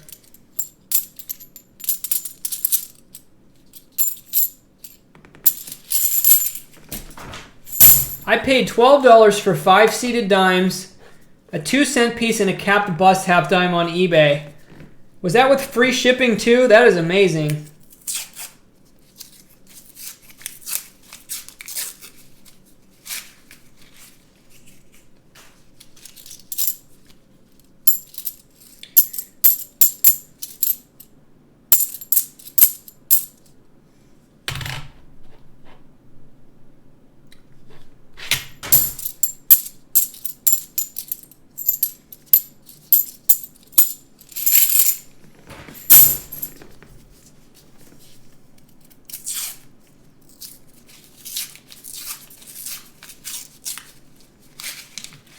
There's a shiny rim. Just another nice 97. Come on.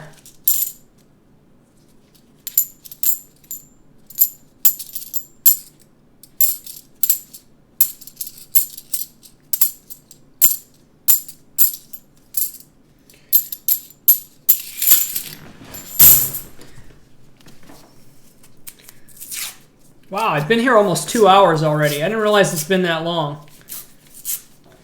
I'm almost cutting off my eyeballs here. I need to move this up a little bit. There we go. That's a little better. Woo, we got some thickies, thick ones in here. I think we're heading in the right direction. I keep telling myself that.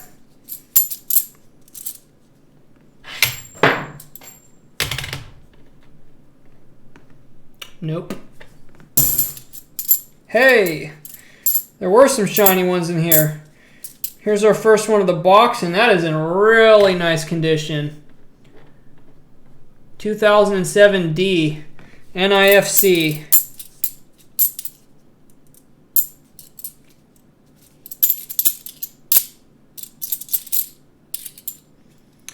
Let's check this one here real quick. Nothing. Put that one back there.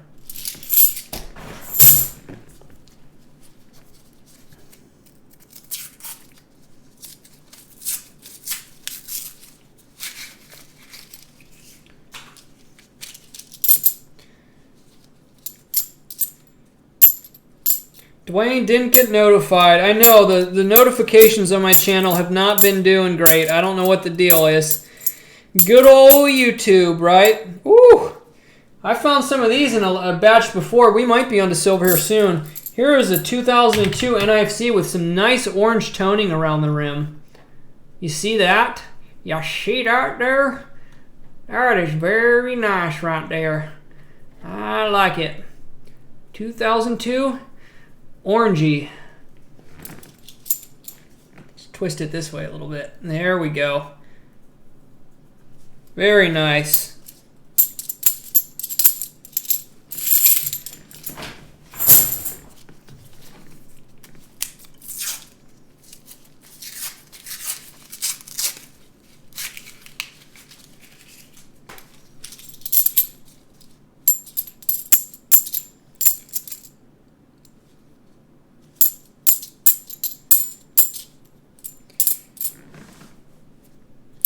It is time. Stop hiding from me.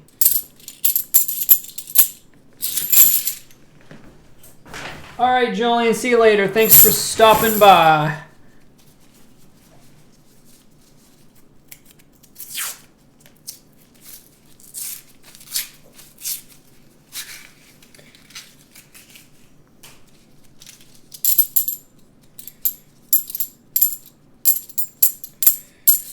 La-da-dum.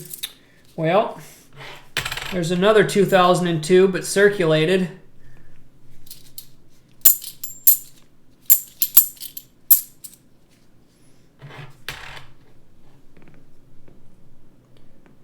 No go on that one.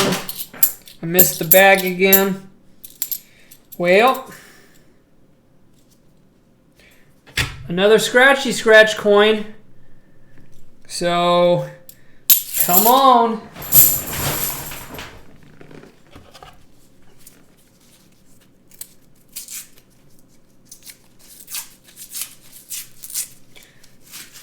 No, no Christmas tunes.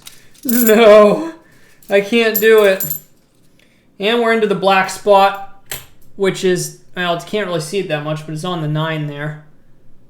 And that's sometimes good, sometimes not good.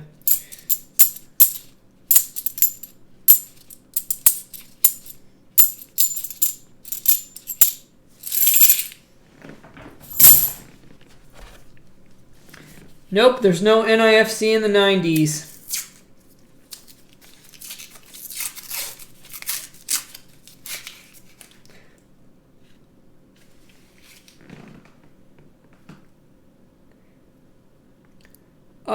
I think we might have a 40% silver. With my light out, it's hard to tell. I think we do. Oh, yeah. Oh, yes! Yes! I think we finally got one. 4th coin from the bottom. Let's see if this will focus.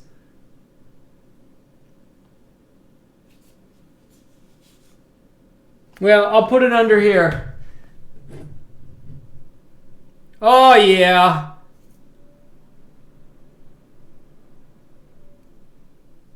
Oh, yeah. 4th one in.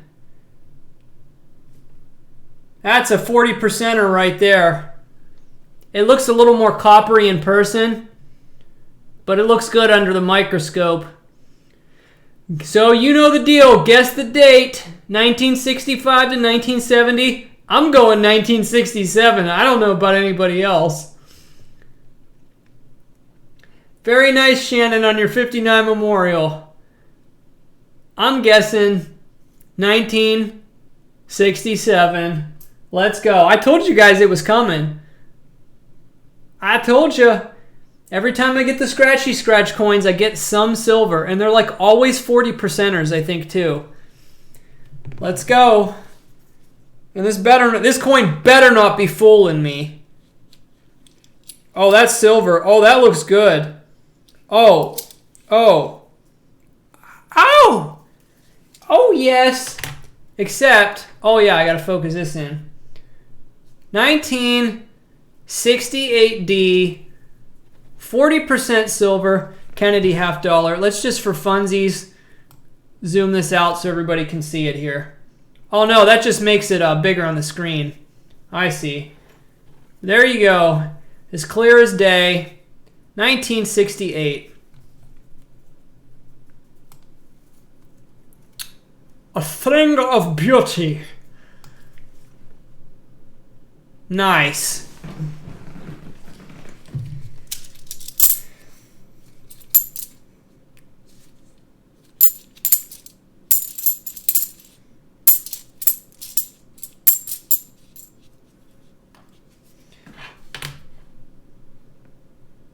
Not off.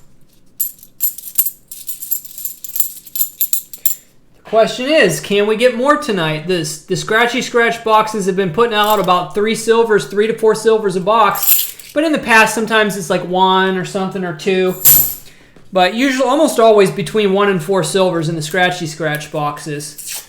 So, let's hope he's got friends. Very funny, Harry. There was only Denver ones made in 1968, so there is no 68p.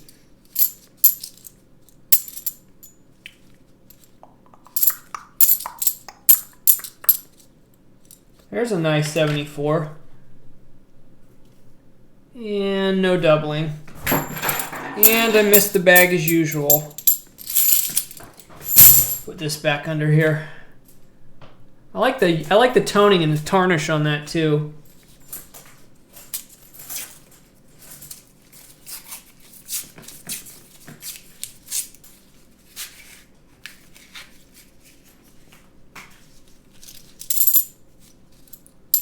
There's a shiny one. Man, look at that 71D right there. Wow.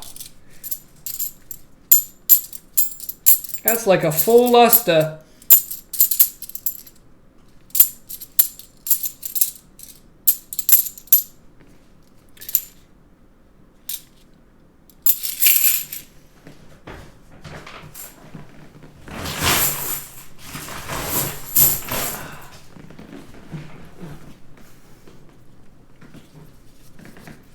Did JD just beatbox a little? I don't think. But I could do that.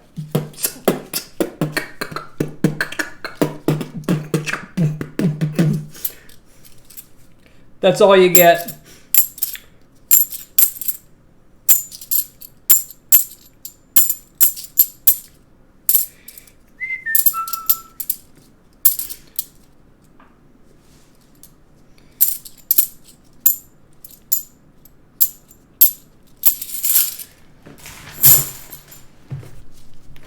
I'm calling silver in this roll.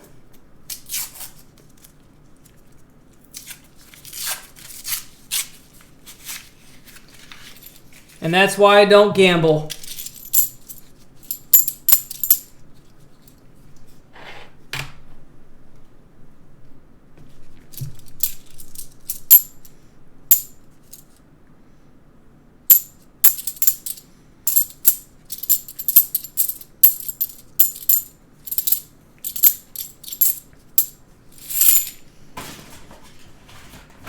No, I didn't spit all over the camera.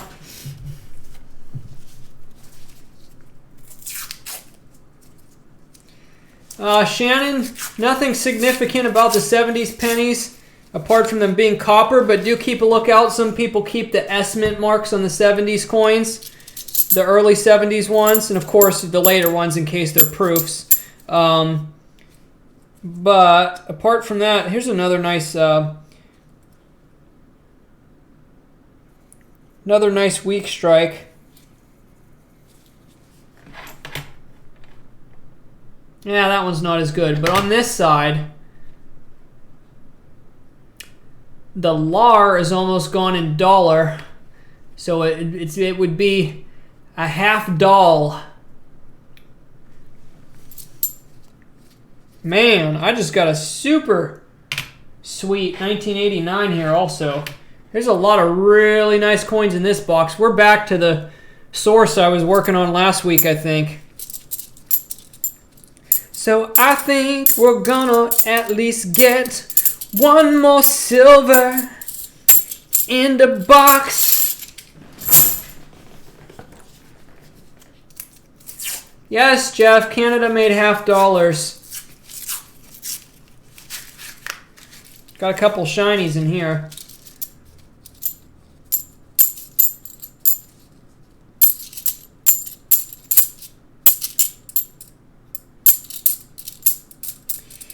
Ew. I wonder if this one was in an album. It's got glue all over it. Really nasty looking glue. When I tilt it out of the light, you can really see it.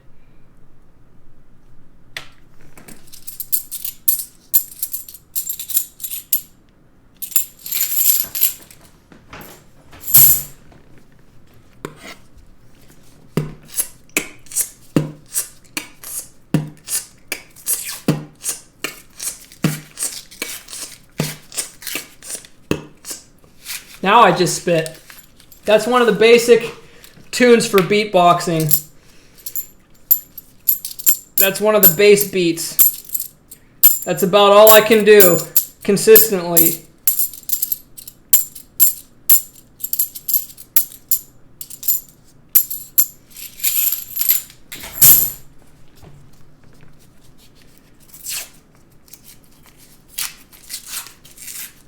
Hey Paula, thanks for watching. I hope you're feeling better. Got a couple real nice shiny ones in here.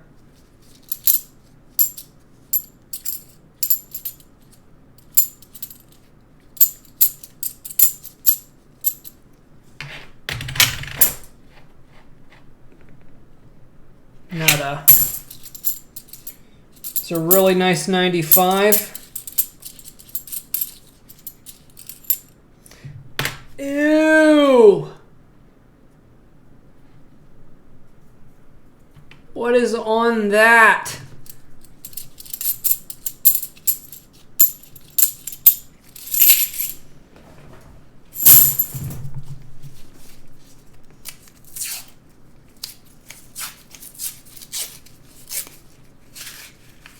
Ooh, we got a thick rim too. I don't think it's thick enough for a proof though. Nope, it's a 93.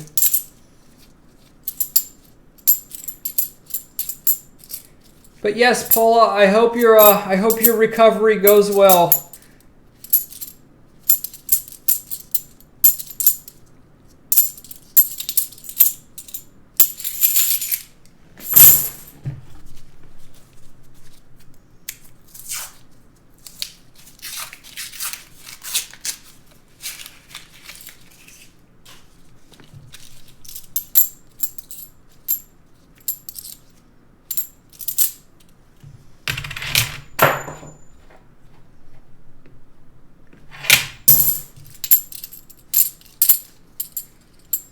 Wow.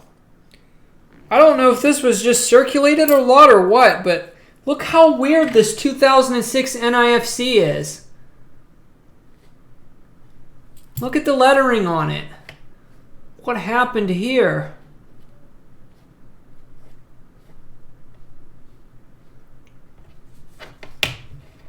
That is bizarre. It's like worn down. Everything's smooth. Like somebody sanded down the letters or something, but it's a new coin. Well, let's try to move the scope up a little bit and try to get a farther out view.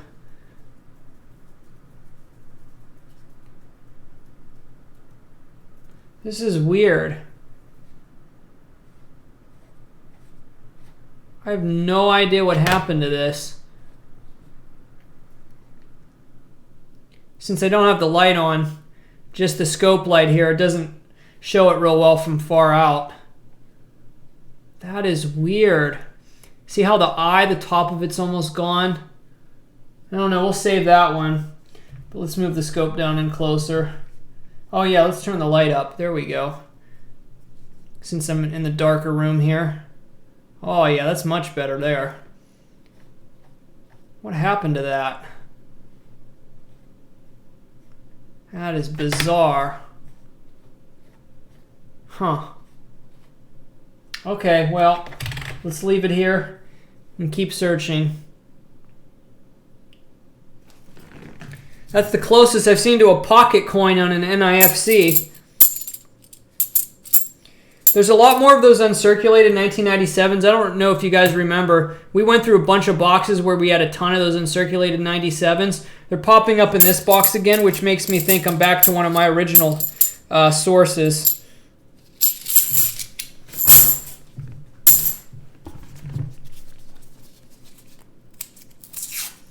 The Creepy Detectorist, I did not, but I did find this on our second box. We're into the Scratchy Scratch Horde, and I told everybody there was a silver coming. I could guarantee it, almost.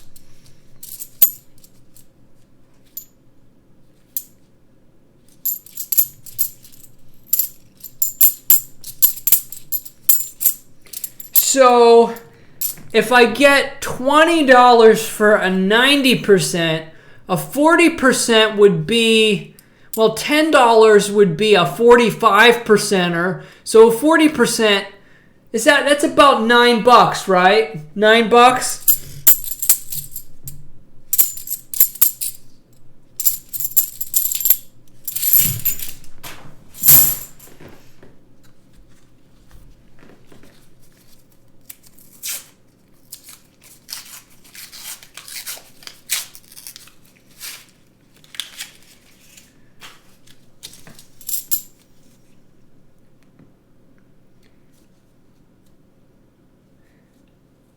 Well, I hope that goes well for you, Paula, excuse me. I hope you have a happy Thanksgiving as well.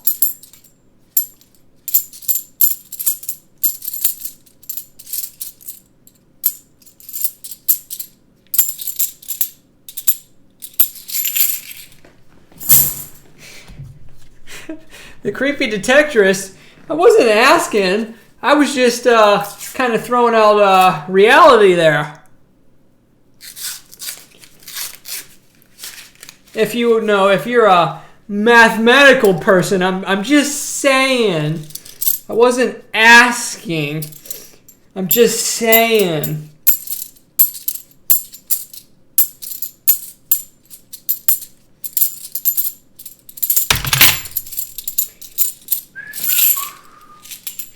Shannon just found a 1912 in a penny box. That is amazing. That is a great find for a penny box. Hey, Fifth Star Gaming, what's going on? Hey, Budman, 1778.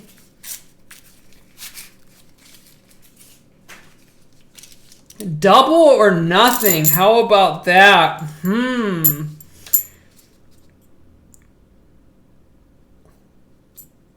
I want you guys to see what I see. Hold on. It's pink! No joke. I started to fan in the hand, and it's pink. Let's live reveal this. What is this?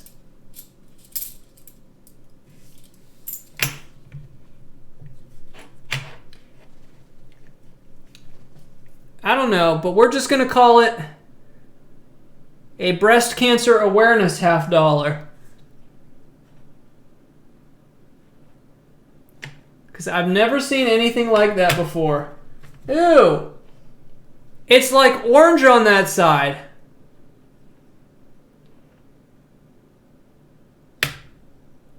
What in the world? It's orange and white. What in the... Let's try on this camera.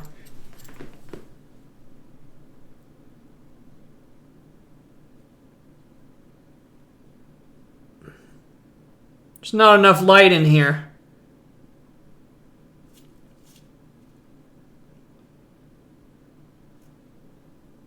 That's wacky. I don't know about that. What's the year on that, though? 1989D.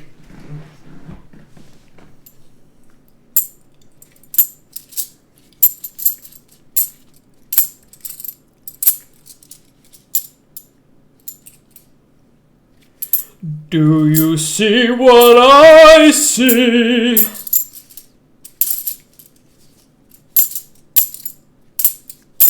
That is, I guess, that is one song that works for coin roll hunting and metal detecting around the holidays. I think I might have done that one time in the past when I was showing something in the whole metal detecting.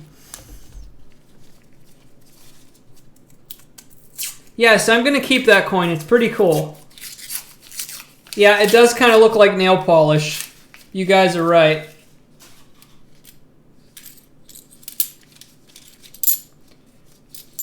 Yes, Jeff, I know it's a bit early, but Sandra won't shut up. So I decided to oblige her this one time.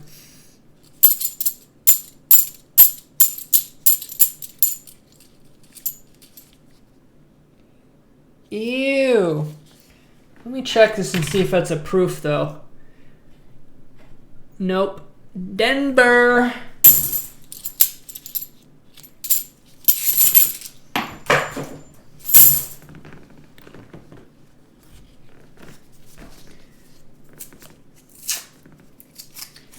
Carol, I don't sing in church at the moment. I don't have a home church that I'm attending. I just kind of meet with a small group of people. But I do sing on occasion. Well, I mean, we sing when we meet up, so not in like a typical church setting, like, you know, being up front and all that stuff. But here's a nice gold-toned 1990 that's in really good shape. We're hitting a lot of nice coins in this box. I just hope the silver ratio improves here. How rare is a 3-cent nickel? I don't know. In good shape to sell for about 20 bucks.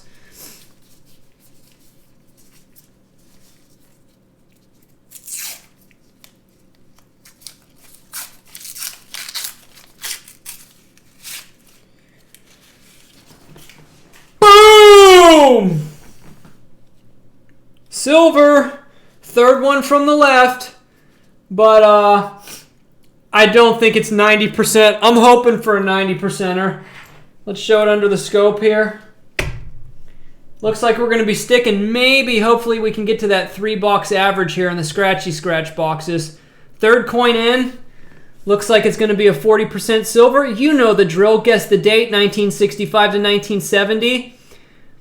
I'm going to guess 1960.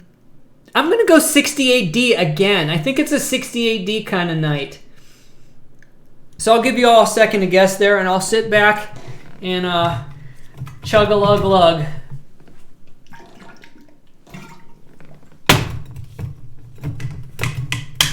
No, it's a 40%er. The scope makes it look really shiny from the glare.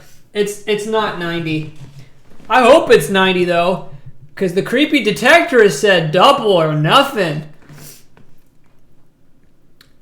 But honestly, I'm a safe kind of not gambling guy. I would go for the surefine $9 over the double or nothing. But let's check it out. I hope I'm wrong. If that's a 90%er, I'll be happy. Oh, the toning. The toning is sick on this coin. Ha. Of course. 1967. Wait till you see the reverse of this. That toning is sweet.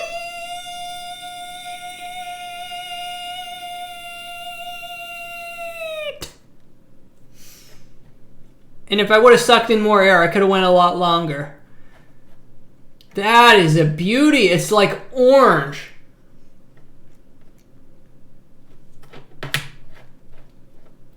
I like that.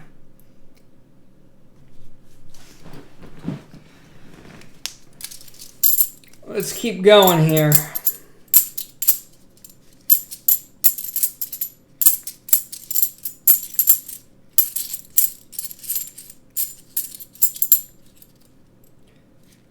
Nice. I think I just got an error. Now, pay attention. Pay attention, folks. See here. Let me get a... I don't have a toothpick. I need a toothpick.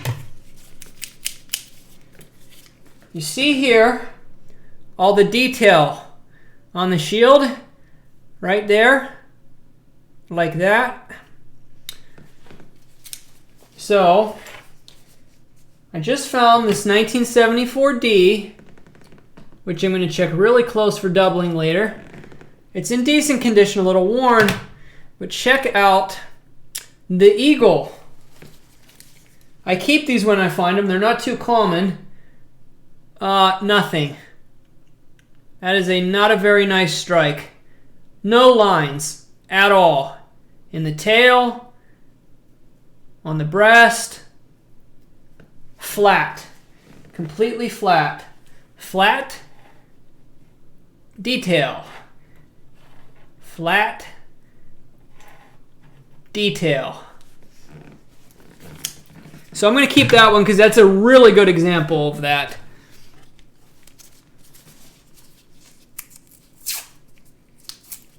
See you later, Harry. Thanks for stopping by. It's been fun.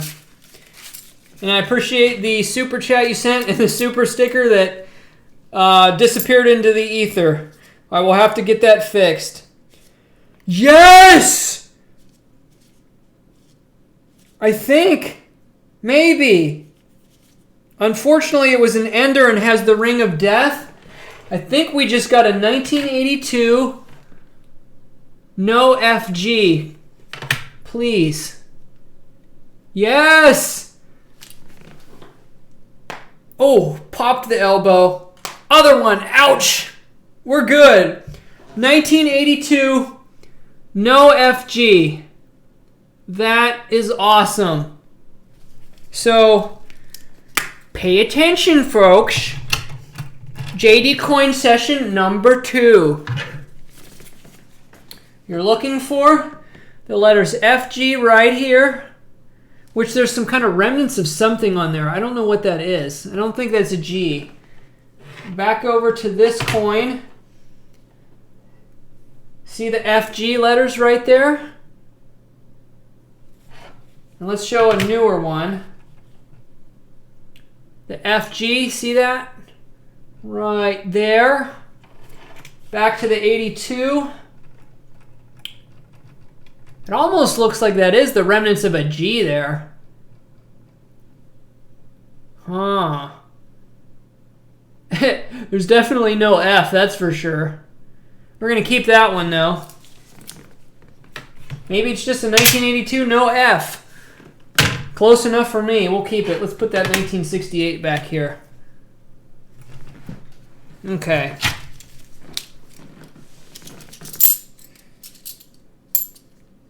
Ew. Some weird, nasty stuff coming out of here, too. Ew. I gotta get this camera to focus back out here. Ha! Come on, focus on me, camera. Follow the hand. There we go. Thank you.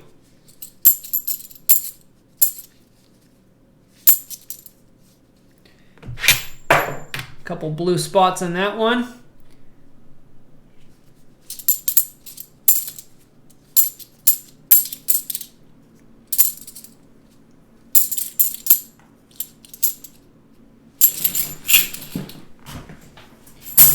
FG is the designer's initials. I can't remember what they stand for. I never remember that one. Gold Miner, the coins actually don't smell bad tonight. Thanks for asking. Last time they smelled awful. They smell okay tonight.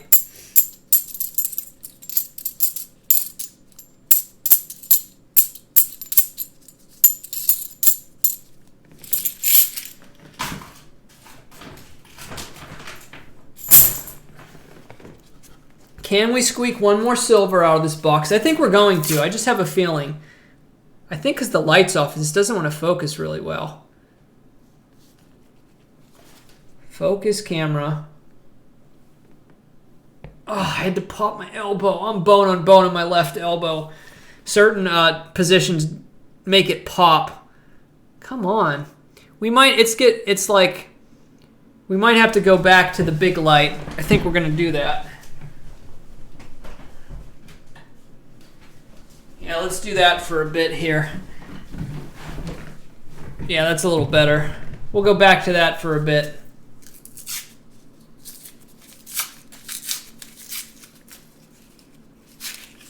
Ooh, we got a thick one there. It doesn't look quite like a proof, though. Wowzer! Boy, is that a nice 1986. Oh, my goodness. That is, like, nearly perfect. There's like no scratches on that, and it's got all the luster. See how clear that FG is on there? Oh my goodness, this had to come out of a collection right there. Possibly even out of a mint set. That thing is amazing.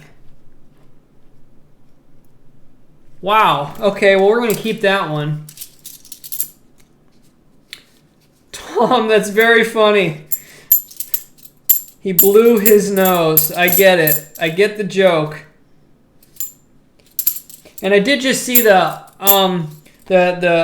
email you sent me earlier today. I am doing good, and I will make it a point to respond to you real quick after the stream. I just flew on here on the fly tonight, and I was out pretty much all day today, running around doing errands.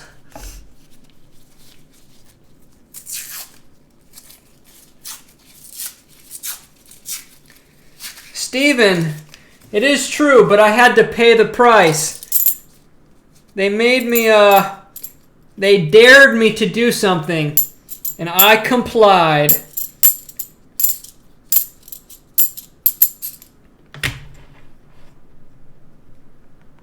No doubling there. We've had a couple crazy Super Night chats, though. Sandy and Ron Hansen are still my subscriber of the month. There was a super chat war in here last month, and between Sandy and Ron and R.L. Lewis donated like something ridiculous. They were like having a super chat war, and they donated like $650 or something. It was crazy. It was like competitive super chatting.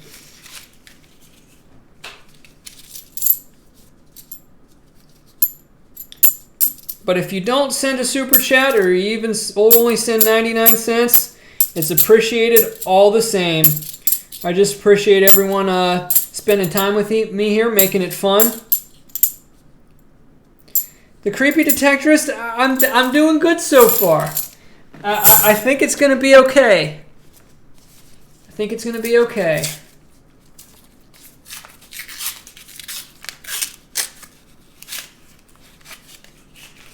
I'm just hoping I can pull a 90 out of this box. I might have to go to box 3 tonight, see if I can get me a 90. Coin down.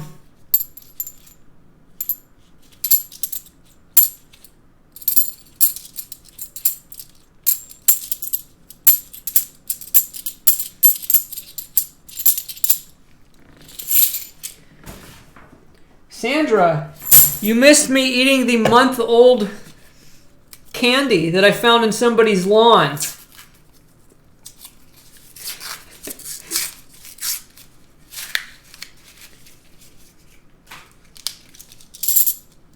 It smelled okay, so I just downed it.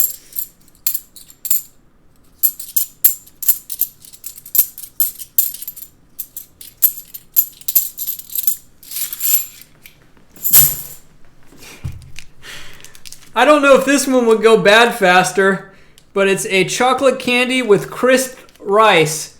A crackle. If anybody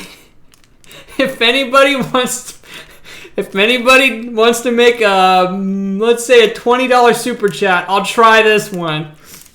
I won't smell it, I'll just down it.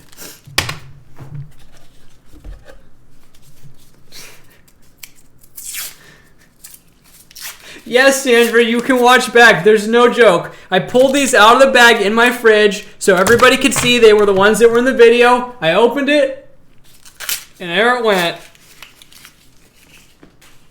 Yeah, I don't know about the crackle.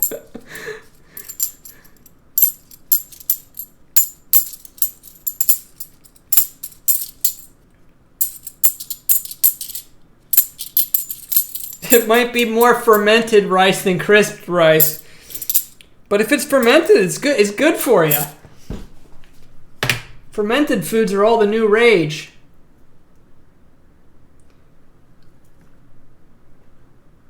Let me blow this up here a second. I want to take a closer look at this one.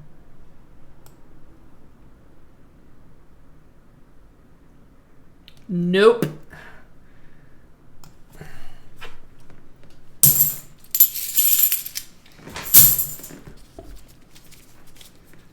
I have an iron stomach.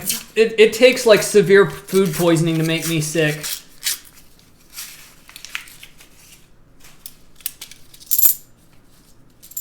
If it passes the smell test, then why not?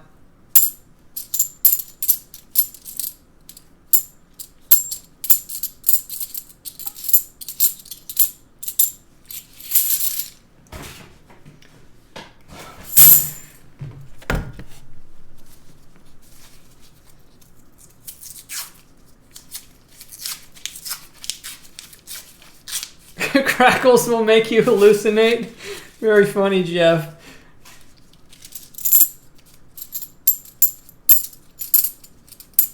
And by the way, if you make a super chat and I don't acknowledge it, let me know in the comments. For some reason, I think the super stickers aren't showing up on the screen. So if you send one, send a super chat, not a sticker. The new software, I don't think is set up for the stickers yet.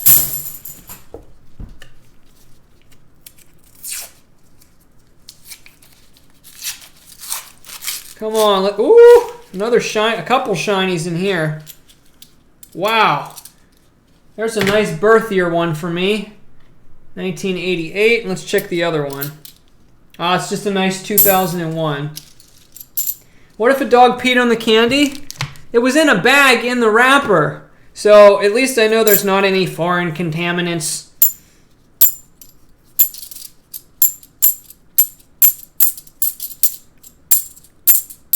Well, yeah, nothing. Well, I mean, yeah, it'd have to be things that grew on. Budman said for the Snickers and sent $20. Budman, the Snickers scare me because when I found them, they were melted. They were kind of toward the top of the bag, and I think they've melted and refroze way too many times. That's a little scary. I said I did $20 for the crackle. The Snickers scare me, man. But you sent 20. Can I do a little test nibble first? I don't know about all that.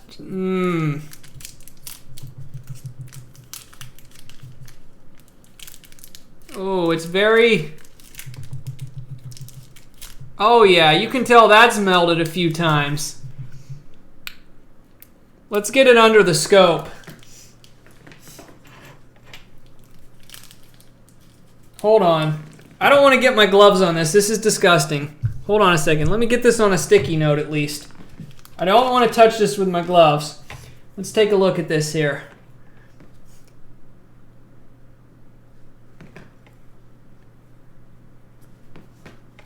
You can't really see the edges really well. You can see there's a piece missing there. I don't know about that right there.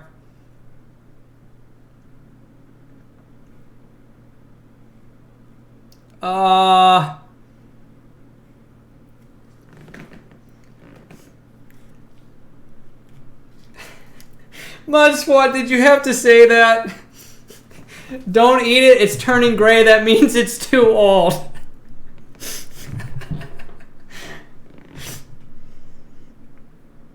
It don't smell bad.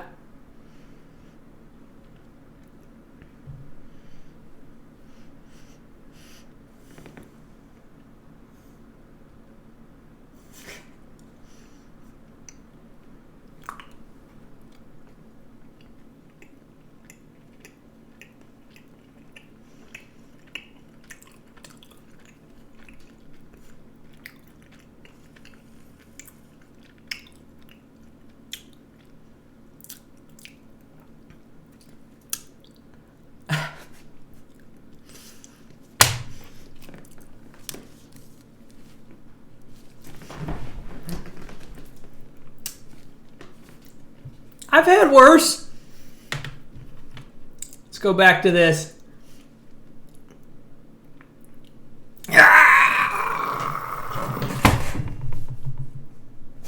Okay, I'm good.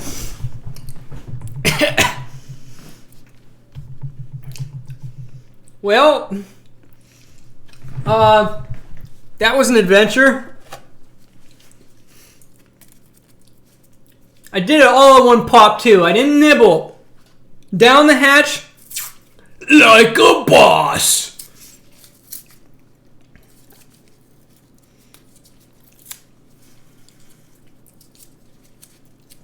KSP Crafter, I think you're right. I think it's just from the preservatives reacting to the chocolate and stuff and like the hardened cocoa. I've seen chocolate that hardened and kind of turned white before. It didn't scare me. It didn't look like mold. If it looked like mold, I wouldn't have gone that far.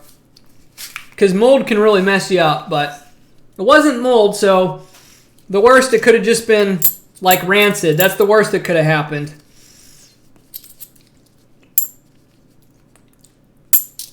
Okay, I actually can't tell you guys that story yet.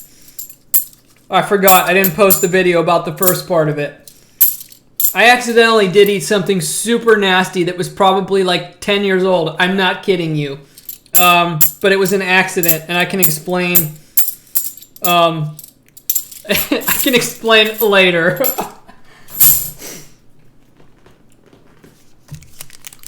We still got one more. We're gonna set the bar high. Get it?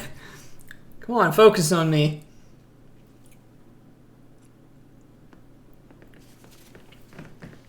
Focus. Focus, please. Thank you. Object. Holding. Focus. Thank you.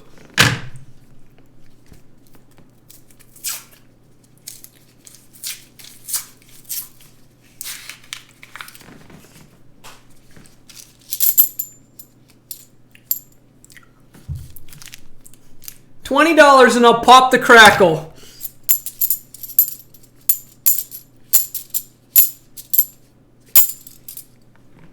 Sandra has nausea.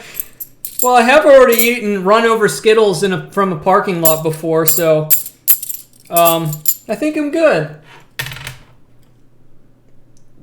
I have an iron stomach. The only time I've ever thrown up was when I've had severe food poisoning. I even went through food poisoning once without throwing up. And I was rolling around on the floor for like 5 hours going, ah! And I still kept it down. So, I'm pretty confident I'll survive with that stuff. Fifth Star Gaming, thanks for stopping by. Happy Thanksgiving to you as well. So have a good sleep, and hope you enjoy work tomorrow.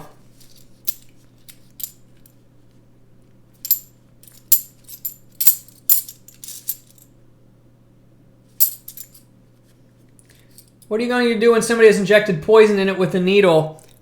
They're sealed in plastic. That would have to be a very elaborate plot.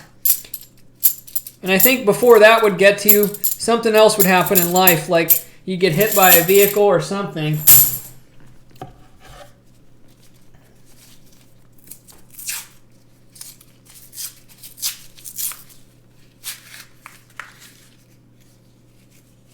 Oh, is that silver?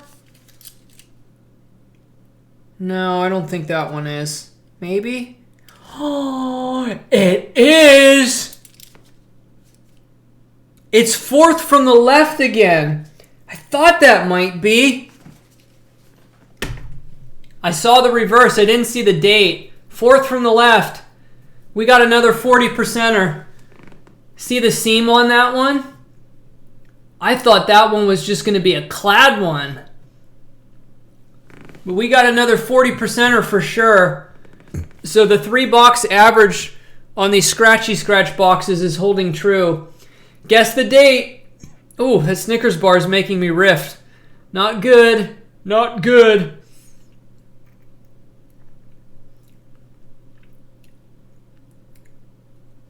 $1965 to 1970. Put in your guess.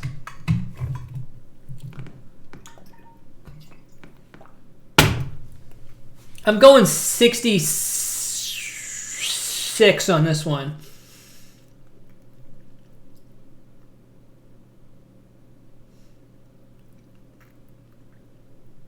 All right, time's up. I'm splitting the deck.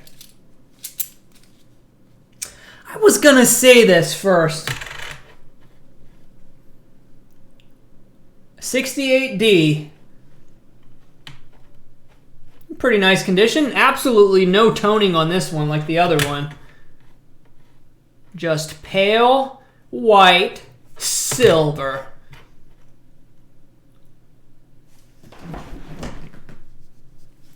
I've found 66s before in the boxes, but yeah, they're not as common. But I just had a feeling. I was actually going to say 68D, but I changed my mind. Let's check that one.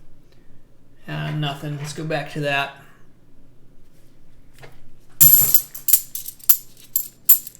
Let's see how big I can make this scope. Focus on the detail with how big this window is. This should get pretty epic. Yeah, man, we can go in far. This is going to be fun when I start doing other coin videos. I don't think that Snickers going over too well.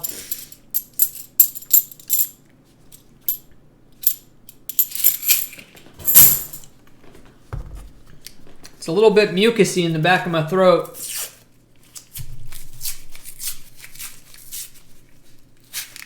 Oh, that's a thick one right there. Oh, nice. Look at this 79D. There's some nice uncirculated coins coming out of here. That is a beauty right there.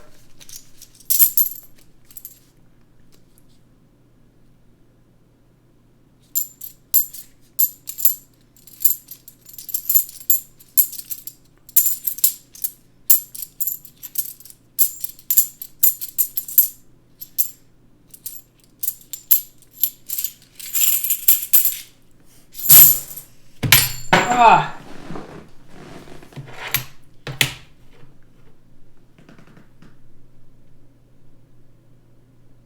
Nothing. 3 rolls left in this box.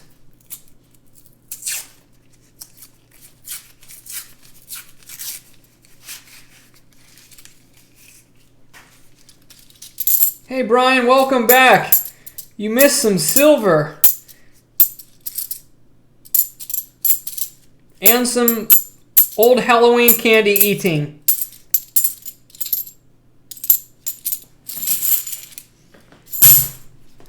$57 fitter, what's going on?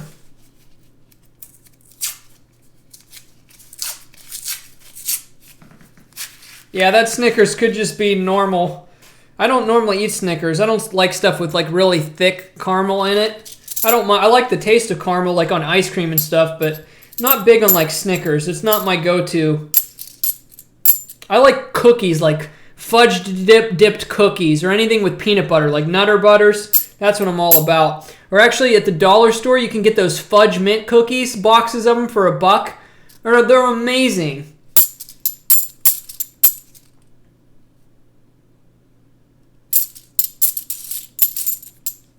Wow, there's a really nice gold toner right there. That's the most gold one we found tonight. Can't really see it too much on the camera. See if I change the lighting here. Nah, it just makes it darker. It's a nice gold toner though. Hey, there we go. Haven't had one of these in a while. NIFC. There wasn't many NIFC in this box. I think we might have the same amount of silver. Oh, let's see. Jeff, I do not own any animals. I travel a lot, so it's kind of easier not to at the moment, but maybe in the future.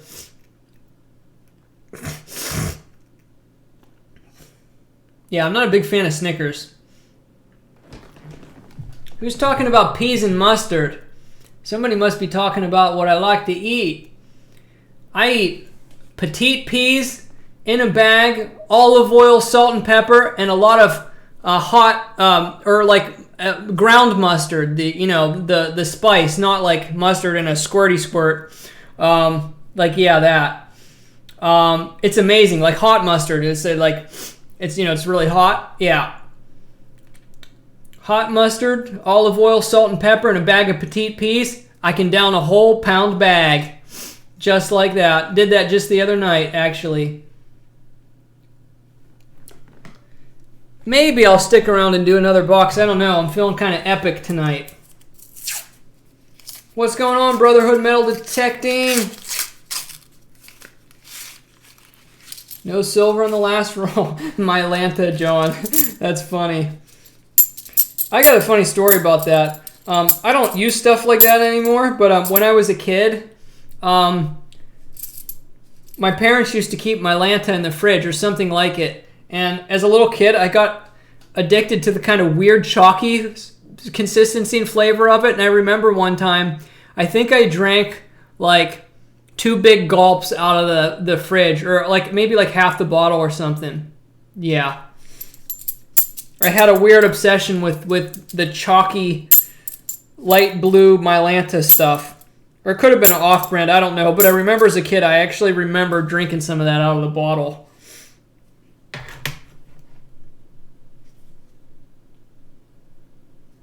Nope.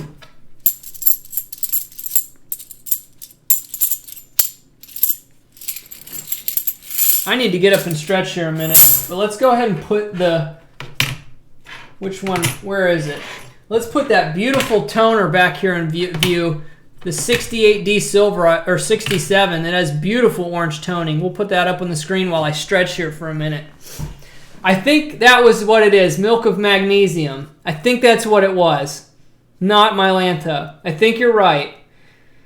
Yeah, because Mylanta I don't think you can drink in large quantities. It must have been that. I think you're right. Was it milk of magnesium? I don't know, but I was real young when I used to do that. I had to have been 5, so that would have been in 1993 or 94, something like that. Oh. I need to stretch for a minute, so this is intermission. Intermission.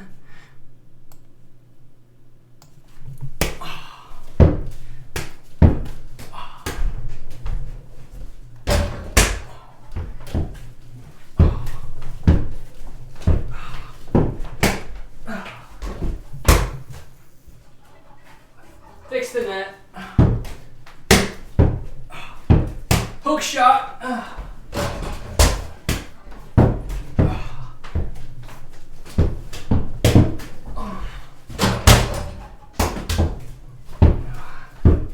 Spin move. Oh. Try it again. Spin move, fade away. Oh. Off the wall. Swish. Oh. Oh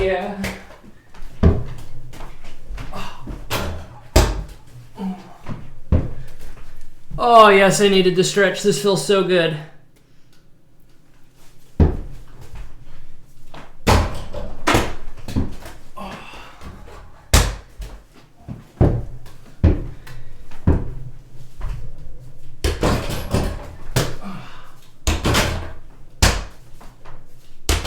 Come on, long jumper off the wall.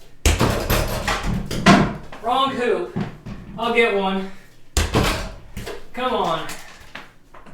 I just knocked a piece of my chimney off. Just turn the light off. There we go. All right. And windmill.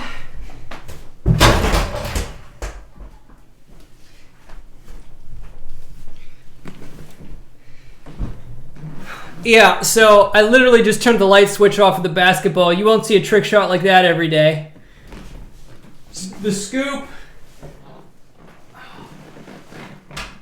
Nope. Hit the ceiling. Oh.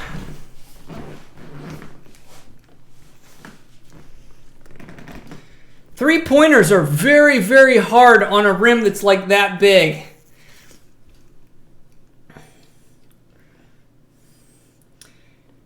All right, the creepy detectorist. I'll see you later. It was fun having you stop by, and I appreciate the super chats. Hopefully, I survive and you see another video from me. So take it easy and happy Thanksgiving.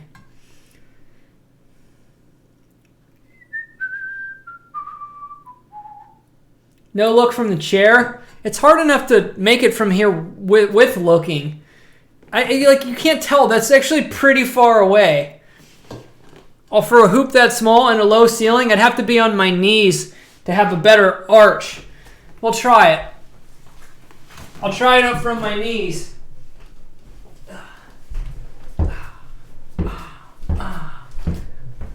Oh.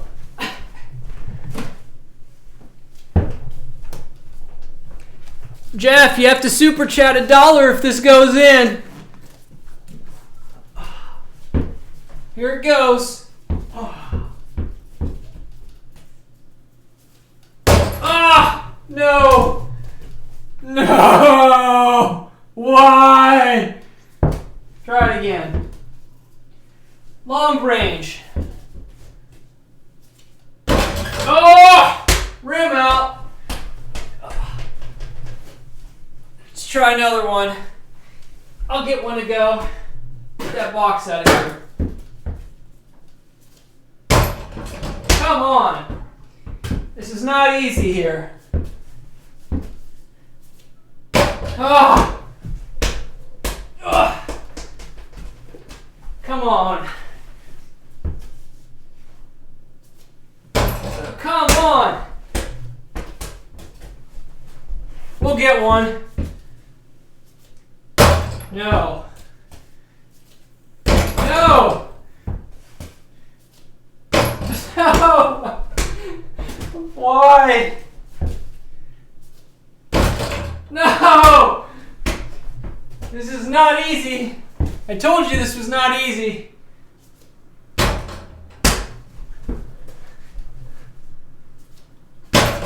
No!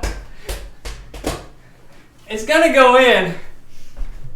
Let's put this up higher. A little bit. There we go. Come on. No.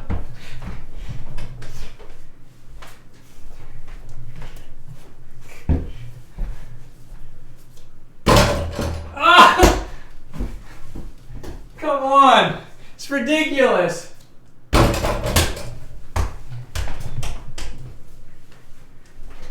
I ain't no quitter. Come on. Yes! Finally! 2 in a row! No. Okay. We made it. Finally.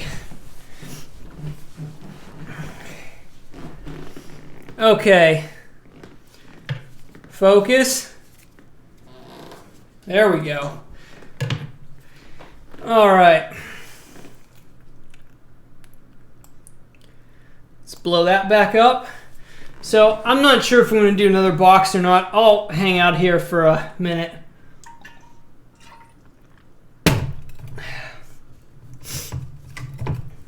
While I decide. Close my eyes, can't be any worse. Ha ha, very funny, Jeff.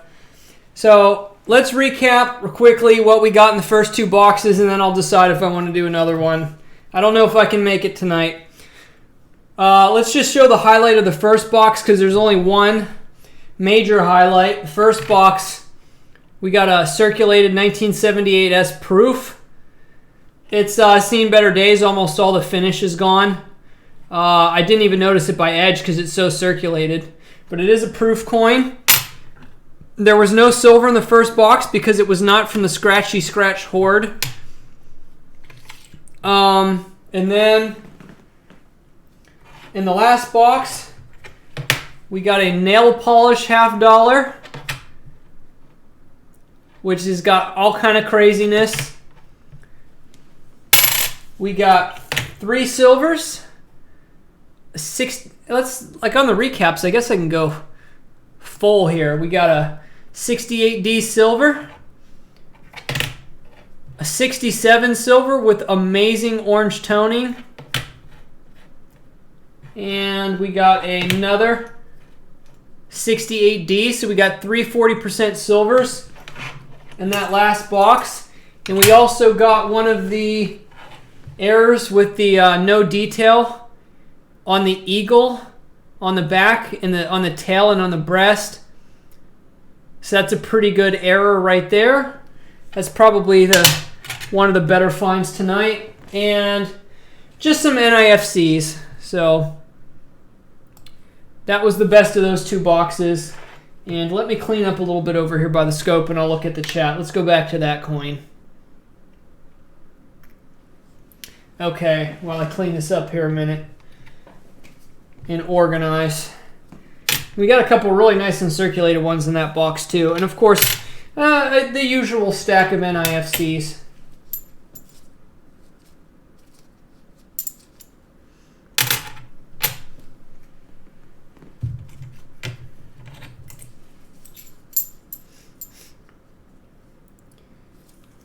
Why do I have this one set there?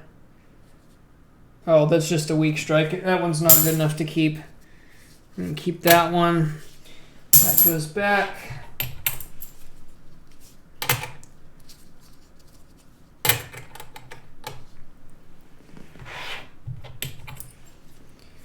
More NIFCs. How many we got that box? There's at least 3. That goes back. That goes back. That goes back.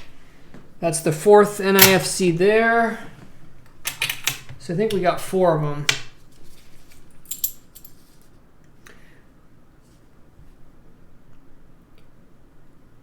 This is a 1/10 Gilden. I can't remember how to pronounce that. Something like that from the Netherlands. I got this a long time ago in a lot of foreign coins. It's silver. Really small coin. Just figured I'd show it here tonight. I had it sitting around. Oh yeah, and I forgot. We also got that 1982 No FG.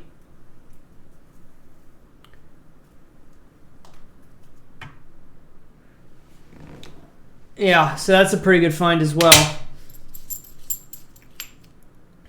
That goes back. And that. So we actually had 5 NIFCs, and the first box was 6. Steve says box 3 is going to be the silver treasure box. We will see about that. I could do it. Let's do an all-nighter. I'm out of NyQuil. I can't do an all-nighter. Any video of me playing high school hoops? Let's just say there's some pretty embarrassing VHS footage out there somewhere.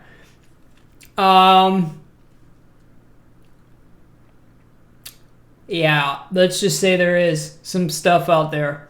And I was as thin as a twig And yeah, I guess I'll have to find a way to remaster that for you guys. You should see my hair, man. It was out of control. Out of control. But yes, there is some high school footage of me.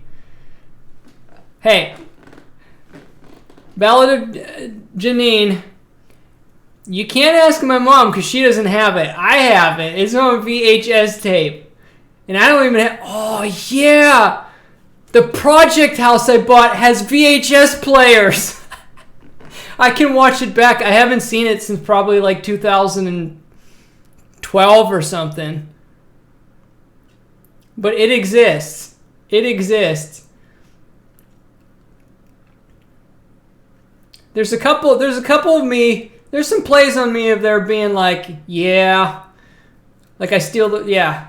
But it's funny looking at me that long ago when I was as thin as a twig. Not that I'm not thin now, but I was 125 pounds and all skin and bones. Good night, Dan. Thanks for stopping by. I know, Ray, but I weigh like 140 now. I put on 15 pounds. I weighed 125 for the longest time, and then in my early 20s, I put on about 15 pounds, and I've kept it on, so I weigh 140 now. I went from 125 to 140 pretty quick, but that's where I stalled out. I never go over like 144 pounds. If I get over like 143 pounds, I start to exercise a lot because I feel fat, because I don't lift weights anymore because of my my muscle issues. So it's like if I'm 145, I've got like a little tummy, and I'm like, no. So yeah, 138 to 140 is my sweet spot on weight.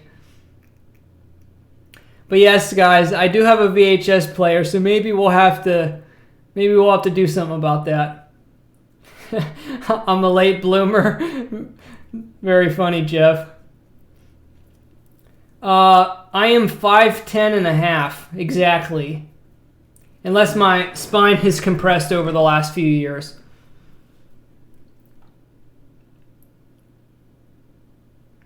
Maybe there's some kind of interesting compounds in this chocolate I ate tonight that's unique because it's like been sitting for a month. Maybe I'll grow 2 inches tomorrow.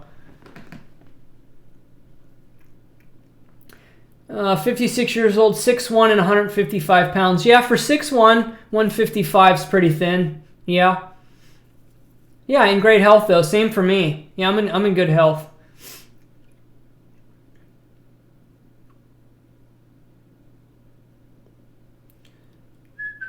Jerry said, once I hit my 60s, I went to 200. Yeah, well, the older you get, the more your metabolism slows down. So it's easier to put on weight when you get older. But yeah, I can eat pretty much anything I want, but I'm really hyperactive. Like I'm always burning calories. I'm never still.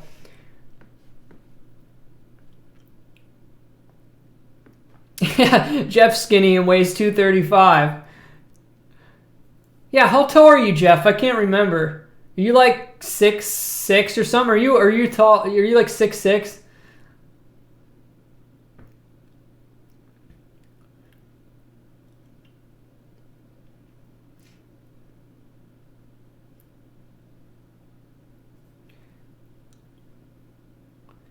My cardiologist said I was to go a diet up to 205.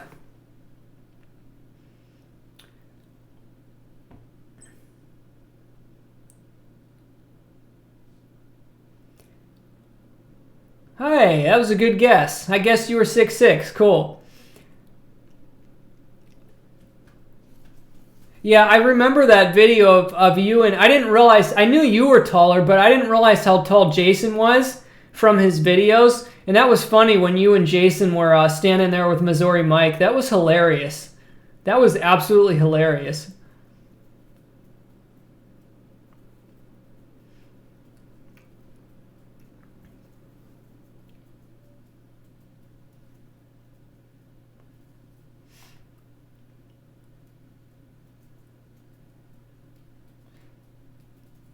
That's, yeah, Nugget Slayer. It's weird how things work like that, right? But yeah, like when I was in my early 20s, I worked at the Dollar General, and that was before I changed my diet a lot. I ate a ton of sugar, like super high sugar diet. Like I was on the you see it, you eat it diet, and I still couldn't really put on weight. When I was young, my metabolism was crazy fast. I mean, it's slowing down a little bit, but it's still fast. I noticed too, like your metabolism speeds up. Like when I eat spicy foods, like if I'm feeling sluggish or I want to lose some pounds, which is like never, but if I want to get the system running, I just eat all kind of spicy stuff. It makes me feel better too. It's like a detoxifier. Detoxifier, get it? I know, the puns are getting bad after midnight, and I'm losing my voice.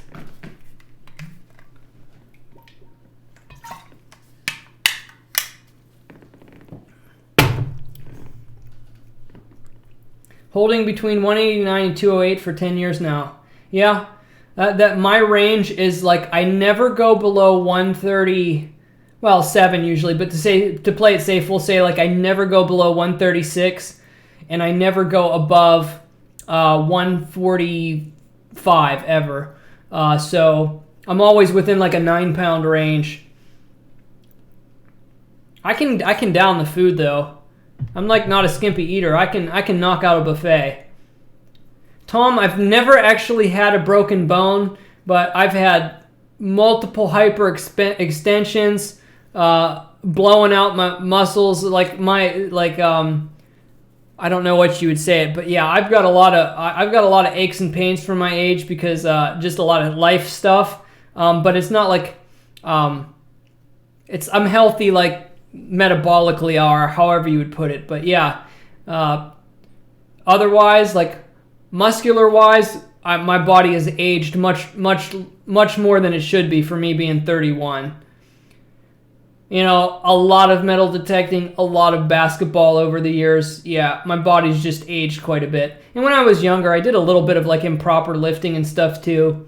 That's why I'm boning this shoulder, I think. I'm not positive, but that developed in my early 20s when I started doing a lot of weightlifting. Maybe I didn't do it right, but it's like, it's killer. Like when I'm driving, when I have my arm straight out on the steering wheel, if I leave it there for like 20 minutes, when I retract my arm, it makes like this really loud snapping noise. It's pretty crazy.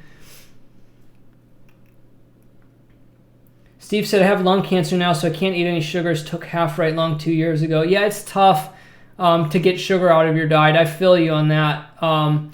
For a while, I did really, really well, and I was almost on a zero sugar diet, just for health reasons, just to try to live healthier. And it was, well, after I had my wisdom teeth out and had a lot of dental work done, it kind of got me out of my rhythm, and then I just kind of resorted back to eating some more junk foods. Hello, Danik, if that's how you say it. Should be drinking protein powder. It's a game changer. John, I do drink protein shakes. I do whey protein powder and sometimes pea protein because my body really likes pea protein. Anything pea related is good. I do pea protein, sometimes whey protein, different kinds, some other plant-based proteins. Just depends on what I have. And I do a banana, blueberries, cinnamon, alfalfa powder for more protein and microgreens. Sometimes I'll put peanut butter in it, but not usually if I do blueberry because that doesn't really mix.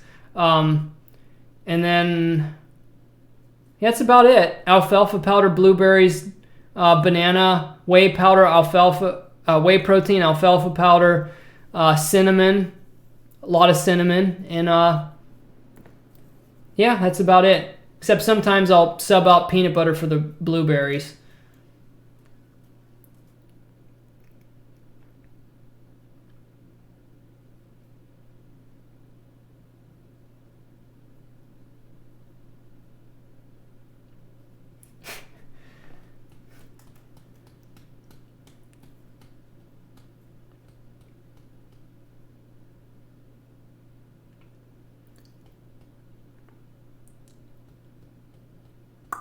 Drink clean water. Yes, I have here at the farmhouse, I have a full filtration system, and water softener.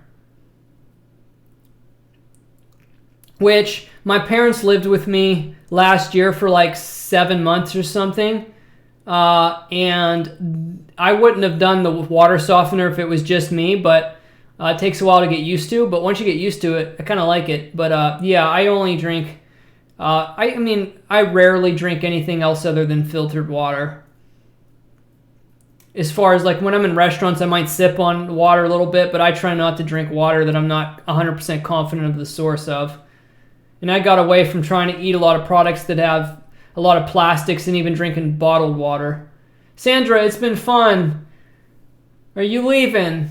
You're going to leave me all by my lonesome.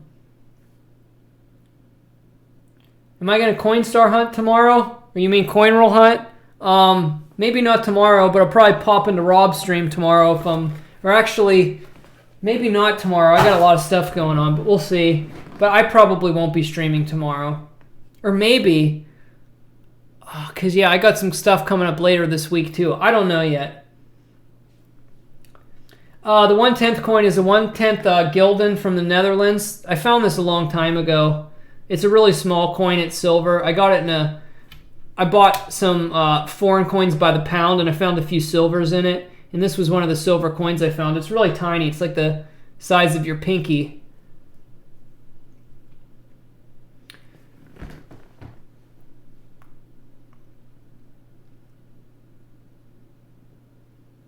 Go run around the house and burn off that sugar? Yeah, I gotta shoot some hoops and burn off that Snickers bar. Hopefully burn off some toxins too that we're growing on those. Ray, that's too funny. Filtered water over coffee beans. That's really funny. I don't do coffee, but also I'm pretty much caffeine intolerant. If I drank a coffee, I would probably go into a coma.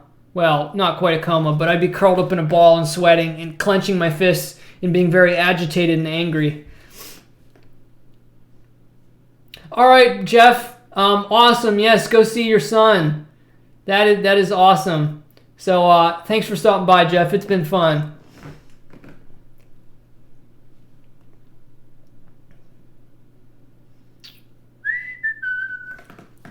Man, there's like 90 of you people in here that have been sticking with me, even this late. Like, that you just won't leave.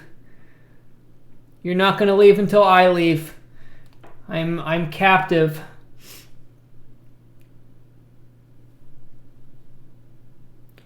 Why am I wearing gloves? Because I've been coin roll hunting, and coins are nasty, but they don't really smell tonight. Sometimes coins smell like someone's butt, but they don't tonight.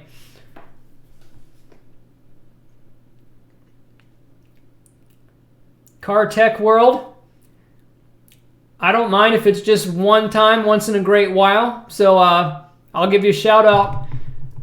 Car Tech World asked if it's cool to leave a comment for subscription request. I'm losing my speech. It's getting late. So there's your shout out if anybody wants to sub.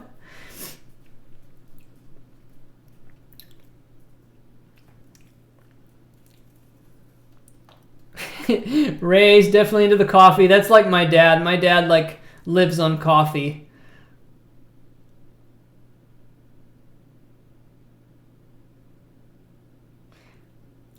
Take some good digestive enzymes. I take not like all the time, but especially in the winter, I start to take it more daily, or at least every other day when I remember. I take about 5,000 IUs of vitamin D with probiotics in it.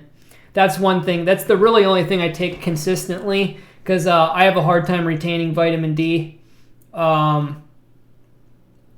And the only other thing from when I'm younger, I'm susceptible to low iron, so I just eat red meats, once in a while.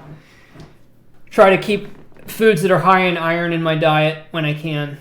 Like when I was little, I looked like a ghost for a while, but probably because of my diet when I was younger. It's probably more focused on, I don't know what it was. But when I was super young, like 10-ish around in there, give or take, I was pretty white, man, pretty white. Get to box 3 if you're getting rich tonight. Startup. If everybody pitches in and we pull $10 in super chats, I will open the third box. I really don't want to, but if you force me, I will. Hey, had 3 1983 San Fran pennies with weird imprints. That is, oh, you mean oh, it's so late. Stamps on them? Yeah, they're really not worth much. Wait, 1983 San Francisco. So wait, 83, they would have been proof coins. A cud penny, like a cud error. I don't have any examples now, but it's just like extra metal on the coin, basically.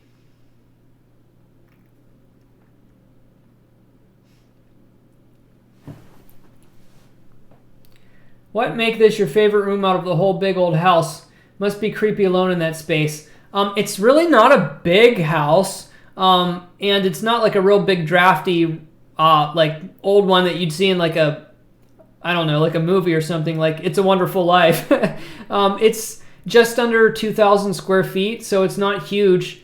And part of it's an addition. It's not like there was a small addition built on to put a bathroom, the kitchen, and a dining room in the late 80s.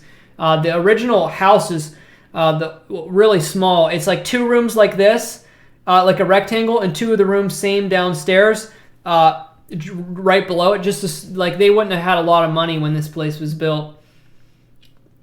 But no, I like being here. It doesn't creep me out at all. This is a really nice place. I like it. But if you're talking about the project house I bought, that place is big, drafty, and not in very good condition. So that would be, it'd be a little odd staying there. I'd be a little uncomfortable for a while if I stayed there. Eat some honey. It has growth hormones. I do eat some local honey. I heard it's good for allergies. I never have allergies bad, but here in Tennessee, the pollen is crazy terrible in the spring here. One of the things I do for a snack on occasion is I put honey on raw, or not, yeah, I put honey on raw walnuts. Absolutely awesome snack. I just get a little, I'll just put some honey in a bowl, dunk raw almonds, and yep. John said, JD, the other day I dug a big 10K class ring, gold medal of $230. It was class of 74. It had the school year and initials. I think I found the owner and will be giving it back to him Saturday. John, that is amazing.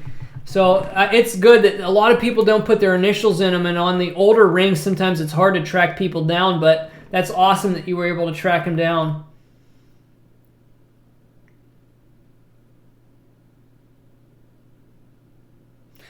Nope, I'm not at the project house. This is where I live full time.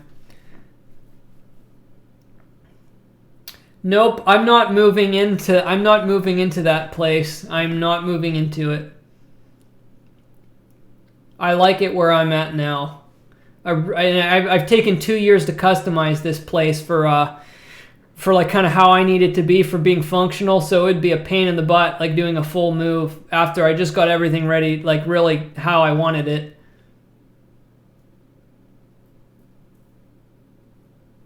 What's the craziest thing I found metal detecting or just in general? I don't know about crazy. I don't know. I've been asked that question before. I never know how to answer it because I guess crazy is kind of a broad term. Man, that Snickers is still making me burp. I don't know, and it's late. My brain's not working properly. You can tell I'm not formulating my thoughts as well. Craziest thing. I honestly don't know. I'll think about it. If I think of anything, I'll say.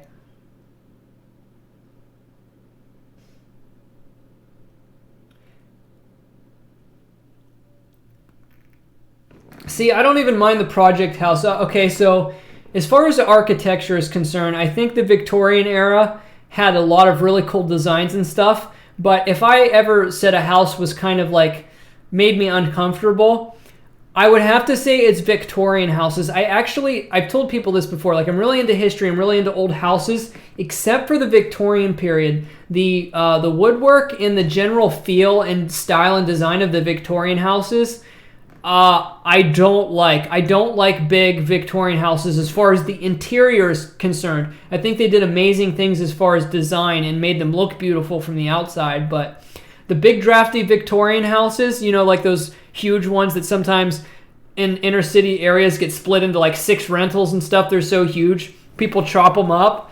Like those type of Victorian houses, if I lived in like a 4,000 square foot Victorian house, I would probably feel a little strange.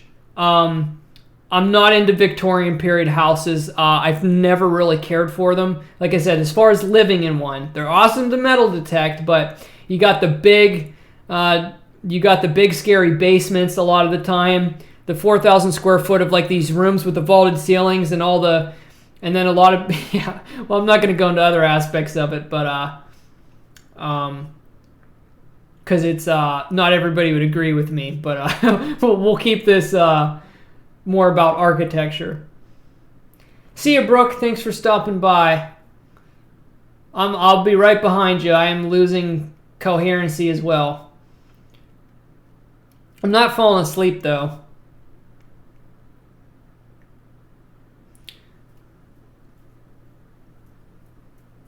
Do I regret buying the project house? No, I don't. I'm just slowly and surely working on it a little bit here and there. I haven't really done anything to the interior yet. I'm working currently on doing the outside is going to need a ton of work as far as the property itself, like the lawn. I've spent like, I went out there 2 days last week, and I spent like 6 hours out there just burning brush and taking down, like old brush and weeds and stuff and burning it. I spent like 6 hours just burning. There's so much debris on that property, and I'm gonna need at least another solid, probably at least 3 to 4 full days of just burning brush. There's so much work outside, but when I'm done, it's gonna look amazing. But slowly here, we're doing more work on the house. I have to get more oil. It's literally, this place is so dated. It's still operating on heating oil, which almost doesn't exist in the South. I know people still use oil a lot up north, but here in the South, it's almost impossible to even find somebody to service an oil furnace because they almost don't exist anymore in the South. So I have to pay like $250 to get 100 gallons of oil. They're coming next Monday because the tank, when I got the property, the tank was almost completely empty. So I have to do that to heat the house over the winter. Yes, it's on an oil furnace. Yep.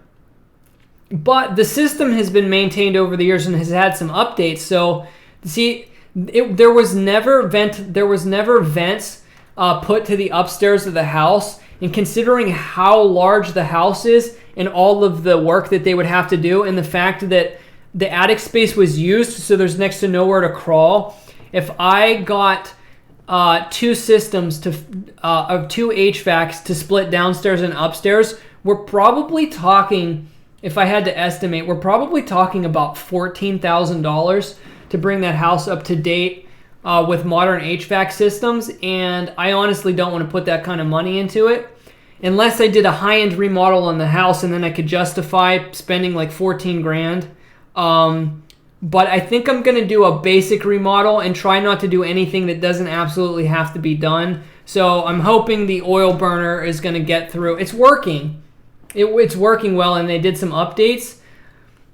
So I'm just going to leave it as is. I don't want to go through the painstaking process of trying to redesign the heating and cooling for the house. Well, there is no cooling now because there's no central heating and air. It's just an oil burner for the winter. So he was putting like a window unit upstairs to just cool it, and there's a lot of fans in the house. So living in the South, there's no cooling system other than fans and like window AC units. Yes, the heat rises upstairs as well, but that property, in all honesty, would be miserable in the summer. It would be miserable in the summer because he only had one AC unit up there, and I think in the summer. And there's a lot of, I mean, I can tell just from his books and stuff in there, there was a lot of humidity problems because the house probably wasn't cooled properly over all the years. Like a lot of the books were stuck together, and that's why anything that was cardboard or was able to absorb an odor had a horrible smell from the last, since like the 90s. That house is, it's definitely a labor of love. There's a lot to do there. Steve, I'm in Northeast Tennessee. The winters are mild here, but we definitely do get snow here. But yeah, that the house, between the termite damage that they've been battling over the years, thankfully it was remodeled quite well in the early 90s. But see, there's the tricky part of this. I didn't show anybody about this yet, which kind of has me concerned because of the old termite damage.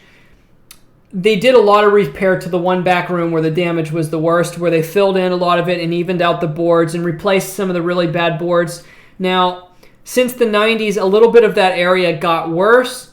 There wasn't a lot of new termite damage from what I could tell, but there was so much, the sills in the basement were so, I think, eaten up over the years that in the one room, the floor separated from the wall and sagged 2 inches, and in the corner of the room, there's literally no support under it. So it's not super bad, and it's not an area where you'd have to worry about it collapsing, because that area of the house, there's just like a little bit of a crawl space. So I'm probably going to have to put on my jumper, crawl under there, see how bad it is, and probably shore it up myself just to do something to give it more support. I don't think it's anything crazy where I have to contract somebody to redo the foundation or anything in that area, but you can tell it's been gnawed on for a long time by termites.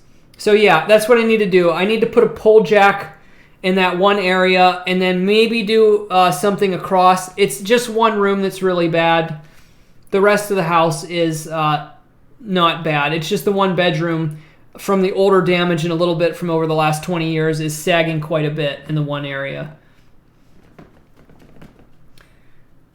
Bree, you missed 2 boxes of $50, 3 40% silvers, a couple unique error coins, nothing too fantastic, and one really circulated 78S proof, and a few other odds and ends. It was a pretty good night. One box was a dud. The next one was from the Scratchy Scratch Horde. What do I think of California? That's a very broad question. I don't know what you mean exactly, but like, what do I think about it? Are you talking about like weather or like society or I don't know, for treasure hunting? I don't know. That was kind of broad. I'm not sure what you mean, but what do I think of California?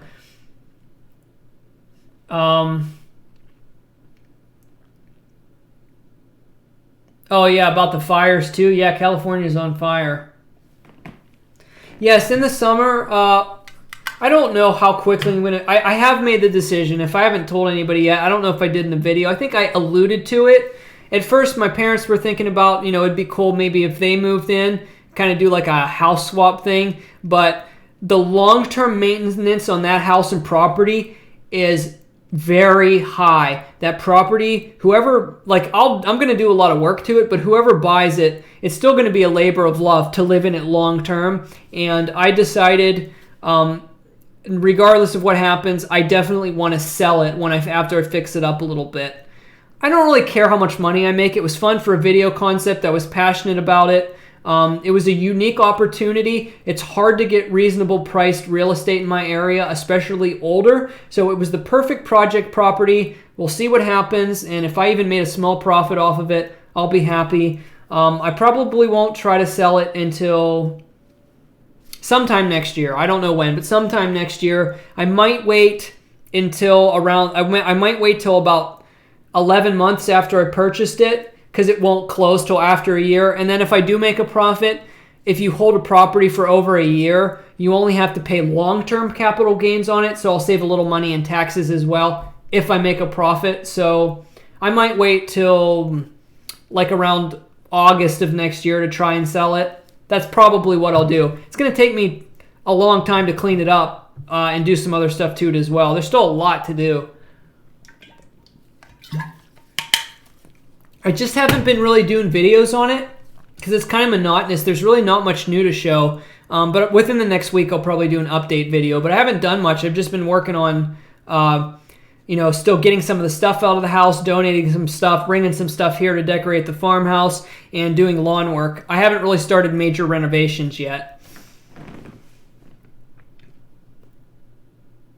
But I really like where I live now. I'm content here. So I'm content here.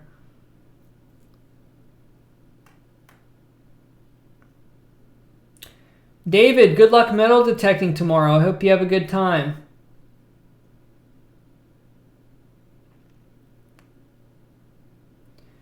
Richard, your comment kind of cut off at the end there unless you were still typing it, so I will take a look here in a moment.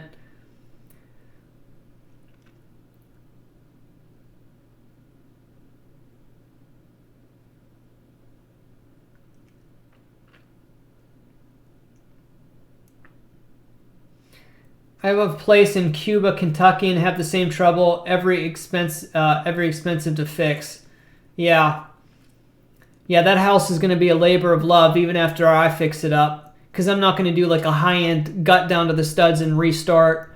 But the cool thing about this property is it still has a lot of the really nice original woodwork from like around 1920. It's a pretty typical for that time period, and it's got really high.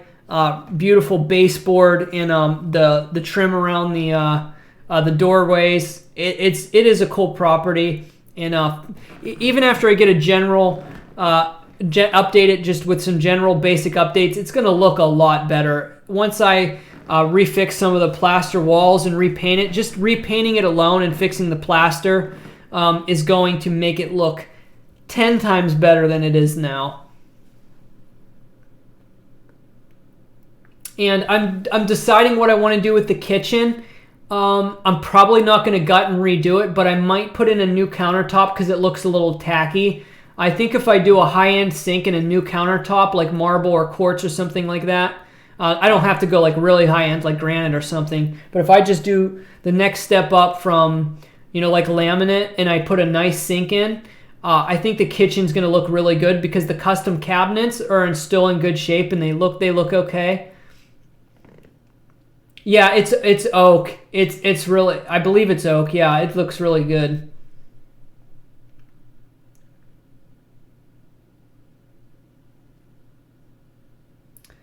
$22 gold rings this year, David. Awesome. Is there a VCR DVD in that house? I don't know if there's a combo, but he had several VHS players. Or VCRs, I mean. Yeah, plays VHS. But yeah, VCRs. There's several of them. I don't know if there's a combo, but there's a lot of VCRs and DVD players. He had quite a few of them.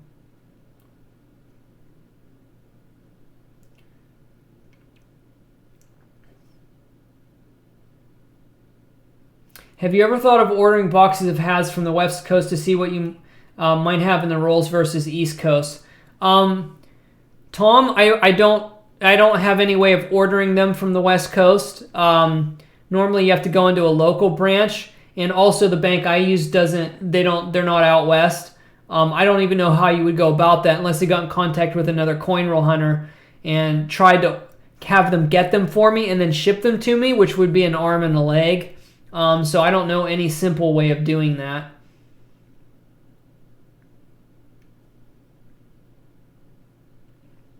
I believe it is a seated dime, but the back, all I found is somebody cut it out and left the one dime in the reefs in the rim. Did people do that for a necklace?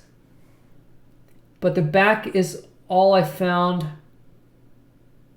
Like somebody cut it out. Oh, do you mean like literally it's just shaped like around the detail and it's part of it's missing, like it was cut out? Is that what you mean? I don't know if that would be a love token. Normally a love token, people just smooth down the back of it and carve onto it. But that I've seen the carve outs. People have done it on like Morgan dollars and Peace dollars before, and they'll like cut out the eagle. I don't know what you would call that, but that's pretty cool.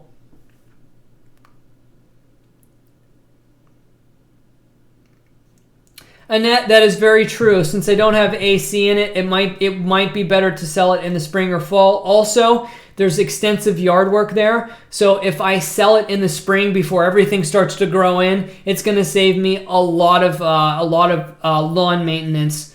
So you are correct. If I wait till the end of the summer to sell it, I'm probably better off waiting until the grass stops growing in the fall and I can redo the yard. So if I can get everything done as fast as I want to, maybe I'll pick up the pace and try to dump it in the spring.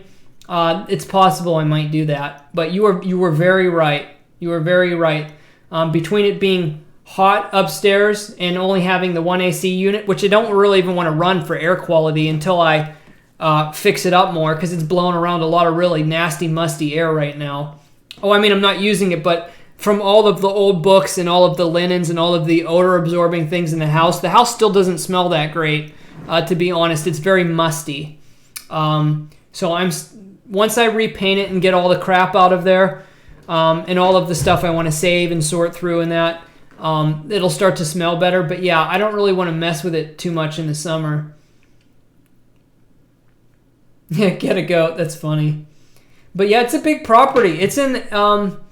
I think it's an acre and a third. So there's actually it's even slightly larger than my lot here at this farmhouse. So it's a lot of work.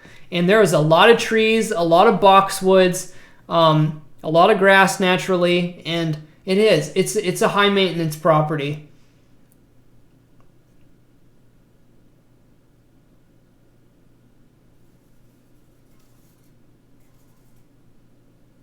Oh, okay, that's how I know. It's a silver. It looks like a seated dime, but just the back. Okay, well, if it's just the back of it and it's not like cut out, like you can't see the detail on the front, it might have been smoothed down to be a love token. That is possible.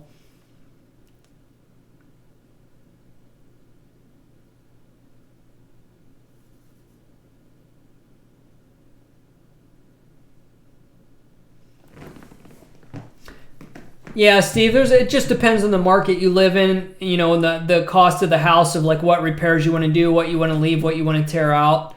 I don't know fully what my plan is yet, but I have to, the bathroom downstairs is gutted, so I figured I ought to make that nice and tile it and make it like a main attraction. I think if I kind of half redo the kitchen with a nice countertop and a nice sink, and I do a really good job of getting the right contractor to do the downstairs bathroom and tile it, I think that'll increase the overall appeal of the entire house to go with the older sections of it as well.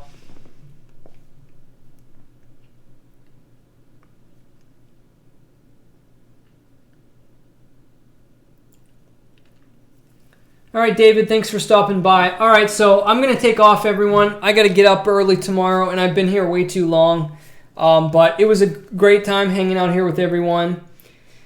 And coin roll hunting, we did pretty good tonight. At least one of the boxes was good. So I'm just going to go. But I'll try to put out some more videos here soon. And we'll see how it goes. But thanks, everyone, for stopping by. And I'll see you later.